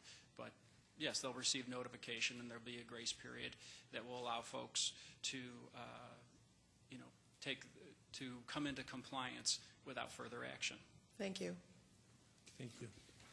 Legislator Patterson. Through the chair, quick question regarding eligibility. Everyone currently in the program had to provide some documentation in order to get themselves, spouse, children on board the system. Is that correct? Through you, Mr. President, that is the theory. What the practice has been over the last 50, 60 years, I couldn't say for sure. All right. Through the chair, another question would be, would it be wise to potentially look at changing the entry requirements for eligibility so that we don't have this problem going forward? I mean, if we certify up front that everyone is eligible, and we have the supporting documentation that you're going to be going back and asking people to provide now, that will alleviate that future problem. Is that correct? Through you, Mr. President, our current screening process to get onto health or dental insurance requires proof of documentation, and in our experience, does a very diligent job. But I can't vouch for how diligent the work was 10, 15, 20 years in the past. So from the standpoint of what will we do going forward, what we'll do going forward is continue the stringent requirements that we have now. Through the chair, so would it be safe to say then that you have a target group that you're looking at based upon the time frame you just expressed of folks who came on, say, 10, 15 years ago as opposed to folks who came on, say, 5 years ago? Through you, Mr. President, no, everyone will be treated the same. Through the chair, so everyone will be expected to re-provide all of these documents, scan them, mail them to New York City or whatever, and hope that their documents come back if they do mail them, or again, that one right there. I'll come back. Yes, Mr. President. Through you, Mr. President, the answer to that question is yes. And through the chair, how are you going to verify the veracity of the documents that are scanned and mailed to you? What mechanism is going to be put in place to ensure that, in fact, someone sending you a form, that's a real form? I mean, one of the things that's nice about being able to come to the county office building and provide that information on site for county employees is that it's here, and the person receiving the document can make some assessment, thank you, of the veracity of the document. How are you going to determine that when you're going to accept a scanned document? I don't think we should be micromanaging how an outside company is going to be doing this, and it's not up to Mr. Connor to answer that, I don't believe. I think the company that's going to be doing this will be doing the job and not human resources. The question is, who's micromanaging who? The micromanaging seems to be done by a program that Mr. Connor has said may not have great financial benefit in the first place because we have stringent requirements already. We think we won't recognize a lot of savings, but we're all going to be asked to provide birth certificates and marriage. I mean, where is the micromanaging? It sounds to me like this is a referral that's leading us to micromanagement for potentially a very insignificant benefit. And I think that Mr. Patterson's line of questioning is entirely appropriate. Consider health insurance an insignificant benefit, Mr. President. Folks, Scrutiny of all of us in this room and all county employees again, having to provide stuff over again for potentially very little savings. Excuse me, folks, I'm going to rule on a point of order. I'm going to ask at this point, okay, that, I mean, we're getting into some real fine lines here, and can we summarize exactly what we're looking for here? I believe that it was spelled out very well in what we were doing in the referral that came before us. Yes, it's a matter of urgency, and yes, this is the first time we've been able to see it. So I am allowing questions to it, but let's just get to the questions instead of going on and on and on and having a question at the end, okay? So let's summarize it up, and let's get all our questions out, and then we're going to vote on it. Comment along those lines, and to that point is this.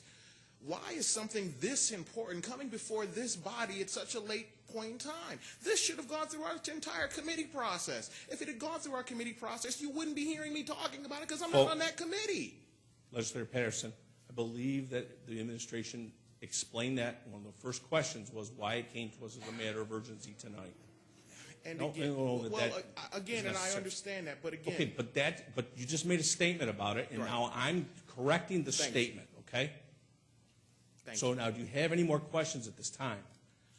The only other question I have is, prior to this contract being put out, were there county employees that were responsible for carrying out this duty?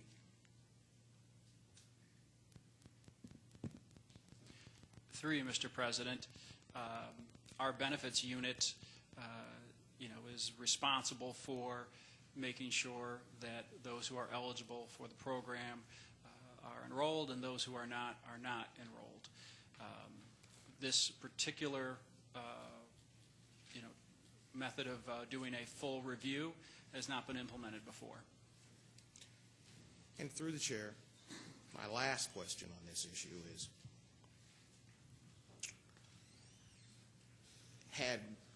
was there any thought or consideration given to giving this duty to that unit, which it sounds like they would have an intimate knowledge and experience in dealing with?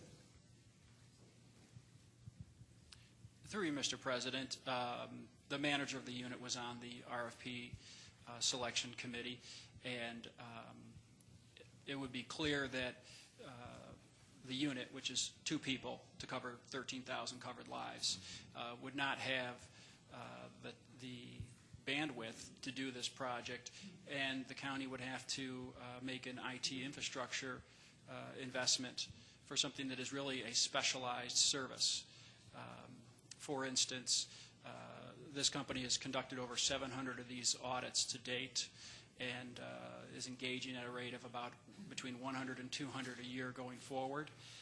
They have had excellent reviews and results from the RASH Consortium, which is all the local suburban school districts.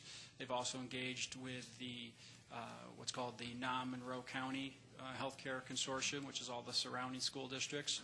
They've also engaged with the City of Rochester and the Rochester Central School District. Doing this kind of review is a best practice, and using a company that specializes in it and has the IT infrastructure to make it as accurate and speedy and as convenient and as cost-saving as possible is what we thought was the best way to go, and that's why we've brought the recommendation to the county legislature for your consideration. And with regard to the issue of cost savings, I wouldn't say that the cost savings would be insignificant. It's just that I don't want to commit to a number in advance. I know that with the savings guarantee that it will not cost the county a penny, but we've seen in the documentation savings, return on investment of over 1,000% in multi-million dollars. So could be high, might not be that high, but we know that it won't cost a penny. Thank you. Is there any other questions at this time? Legislator Keeley. Thank you. I just wanted through you to the administration.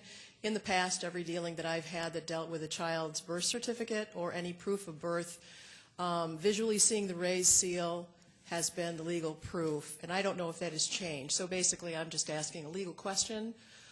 Since items would be either faxed or sent via internet, there's no way to confirm that there's a raised seal on the document, and are we saying then it's not required? Through you, Mr. President, of course this is not a legal opinion because I'm not a lawyer, but having processed passports in the county clerk's office and dealing with birth certificates in our benefits unit, the raised seal is the indication of is an indication of validity. It is not a requirement. There are other ways to have the documents be valid, but currently and historically, we have not required the actual birth certificate. We've accepted photocopies of the birth certificate, and so the scanned copy would be sufficient. Thank you. Is there any other discussion at this time? Legislator Gamina. Thank you, Mr. President.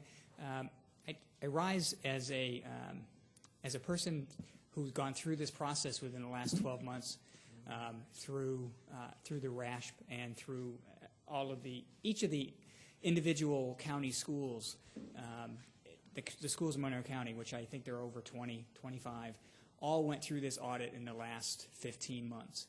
And it was done by the same company. The realized savings was between $2 and $4 million of taxpayer money. And it was, in Webster, I'll speak only to Webster where I was involved in the process, we have there were 1,500 employees, approximately 250 of those employees were asked to go through the audit, myself included, and it was relatively painless, and the savings was significant, at least for the Webster School District and certainly across the county. I can't go into I can't speak to the raised seal versus not raised seal, but I know that again the documents that most of the employees in Webster that had to submit, they were able to submit them, and it was, again, relatively painless. I think most of the people who had issues would come to me in my role, and I think I fielded maybe 3 or 4 phone calls out of the 250 employees. So it's, for something that we just went through for 15 months ago, it did work well, and the savings were definitely significant. Okay, is there any other discussion at this time? Legislator Baroff. Thank you, Mr. President. Through you to the administration, I simply want to say I agree it is a best practice. I'll be happy to vote for this referral. Is there any other discussion at this time? Seeing none, I'll move to a roll call vote. I'm sorry, what? Okay, but I didn't see it. I'm going to allow it. Okay, go ahead. No, if I don't see it, it's not up, right? Well, if you're not looking, you don't see it. Mr. President, through you, Mr. President. I'm just saying, through you, Mr. President, to the administration, given the potential savings here that Legislator Gamina has noted, why haven't we done this earlier?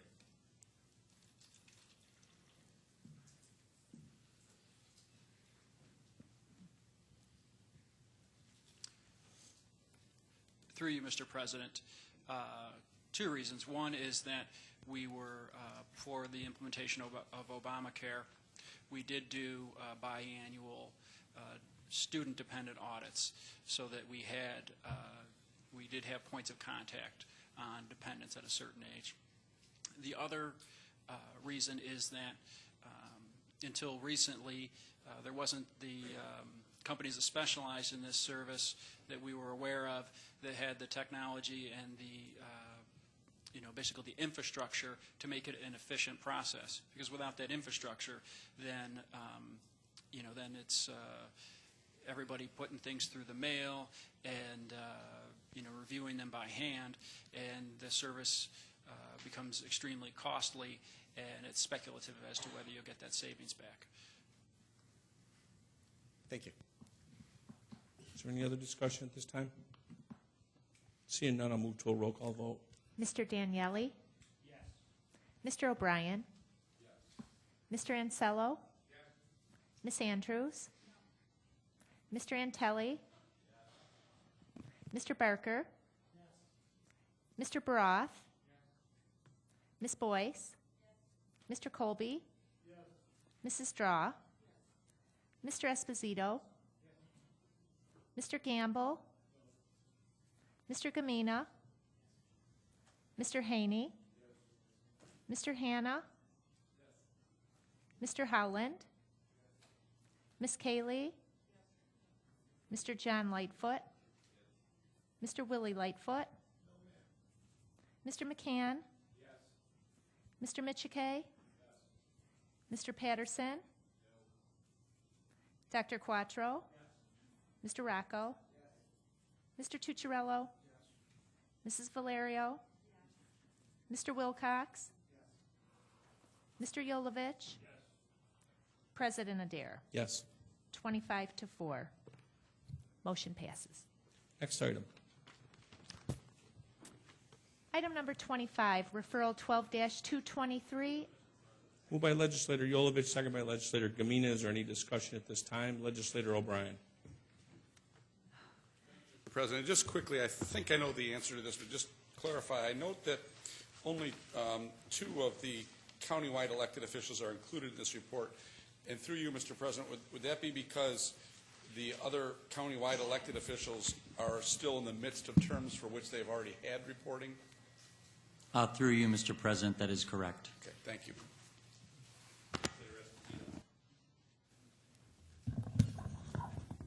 Thank you, Mr. President. For good measure, on my last referral, I'd like to ask why this is coming before us as a matter of urgency. You may add. Why is this coming before us as a matter of urgency? Through you, Mr. President, is this a joke or? No, I'm just kidding.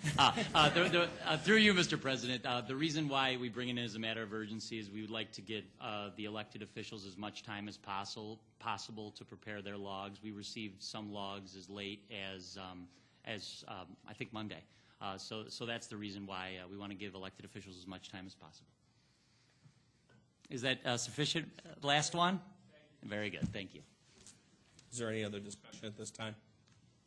Seeing none, all those in favor indicate by saying aye. Aye. Opposed? The item carries. Is there any unfinished business to come before this body tonight? Legislator O'Brien. Thank you, Mr. President. And somewhat wistfully, I do want to comment on the last legislative session of Legislator Esposito here tonight. I was going to do that. Oh, I have something on your parade. You want to do it together? Isn't this appropriate for unfinished business? Yeah, it is. It's appropriate. I mean, we can do it together. I don't care. But I would say... Yeah, where's the point of order, Mr. Yolovich, please?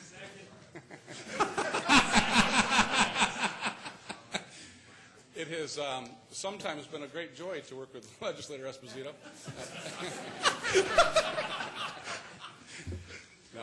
No, really, I think, speaking as the leader of our caucus,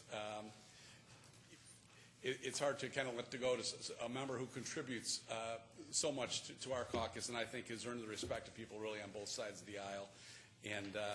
And while I'm very, very happy for him and his new opportunity, and I think the governor has chosen extremely well to fill a role that's so vital to our region in terms of economic development. I know that Legislator Esposito will do enormously well. We're also really going to miss him. He's been just a wonderful colleague here in the legislature. He loves public service. He's done great work for his constituents in his district and across the county, and we are really, truly going to miss him. So I wanted to state that for the record. May I say something now? Yes, you have the floor, Mr. President. First I want to say this to you, Legislator Esposito. I don't officially have you down as leaving us yet.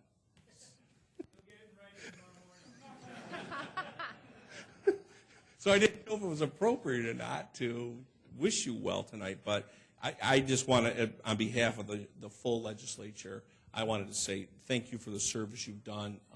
Thank you for the time you've put in here. I wish you the best. I got to ask you a question. I think you're going to give you business cards. All right. Ready for this? Deputy Regional Director of the Finger Lakes Regional Office of Empire State Development. About that big? Okay, all right, well, good. All right, so I wish you your best. I think all your colleagues do, and if you'd like to say a few words, be my guest.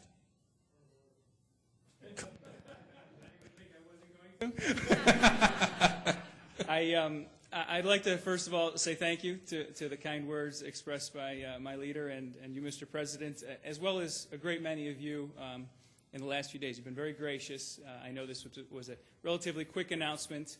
I was hoping to maybe do away with some of this, but I actually want to take the opportunity to thank you. Although I'm not really sure I'm very happy with how happy all of you are that I'm leaving. I guess I'll get past that at some point. And I'm also very disappointed. Not only do I not have a plaque this evening, as is customary. No, you don't. I also didn't get the courtesy of having a motion pass on my last legislative meeting. So if you want to go back and do my amendment again, we could do that. Yeah. I'll take it. I know I don't need to tell all of you in this room what an honor it is to serve in this body and to represent our constituents. It certainly has been for me. This was not an easy decision, even though it's a wonderful opportunity. I believe strongly in the work that we do and obviously having worked so hard to get to this position and work hard every day for my constituents. And I guess I'd just like to say a couple things of encouragement for you going forward. There's a lot of really quality people in this room. In many ways, it's the best and brightest of our community. Oftentimes, I don't know that the work we do lives up to that quality. And I would simply just ask you every time you come into this body or perform official duties, just to remember the people that you're serving. Always keep that at the forefront and always try to do better for those people that we serve and for each other. I think that can continue to happen through better communication, which has started in many ways, and I hope continues and maybe even improves now that I'm gone. I have great affection for a lot of you, and I guess I'd like to just single out one person as a thank you for my time here serving in this body, for how much I've learned and admired Legislator Paul Haney, for how much he teaches us, and me in particular. I think he embodies what it means to be a public servant, certainly when it comes to legislative oversight.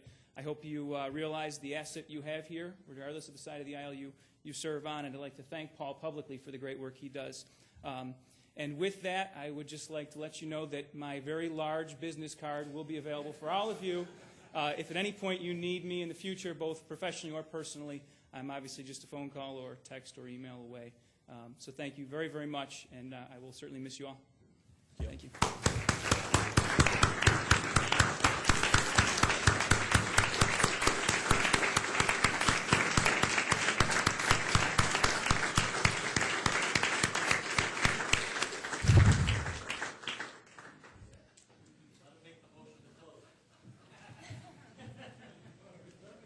Legislator Esposito, I will let you also know, wait, I will let you also know that there is a plaque that's going to be made for you. We would greatly appreciate it if you could come back sometime.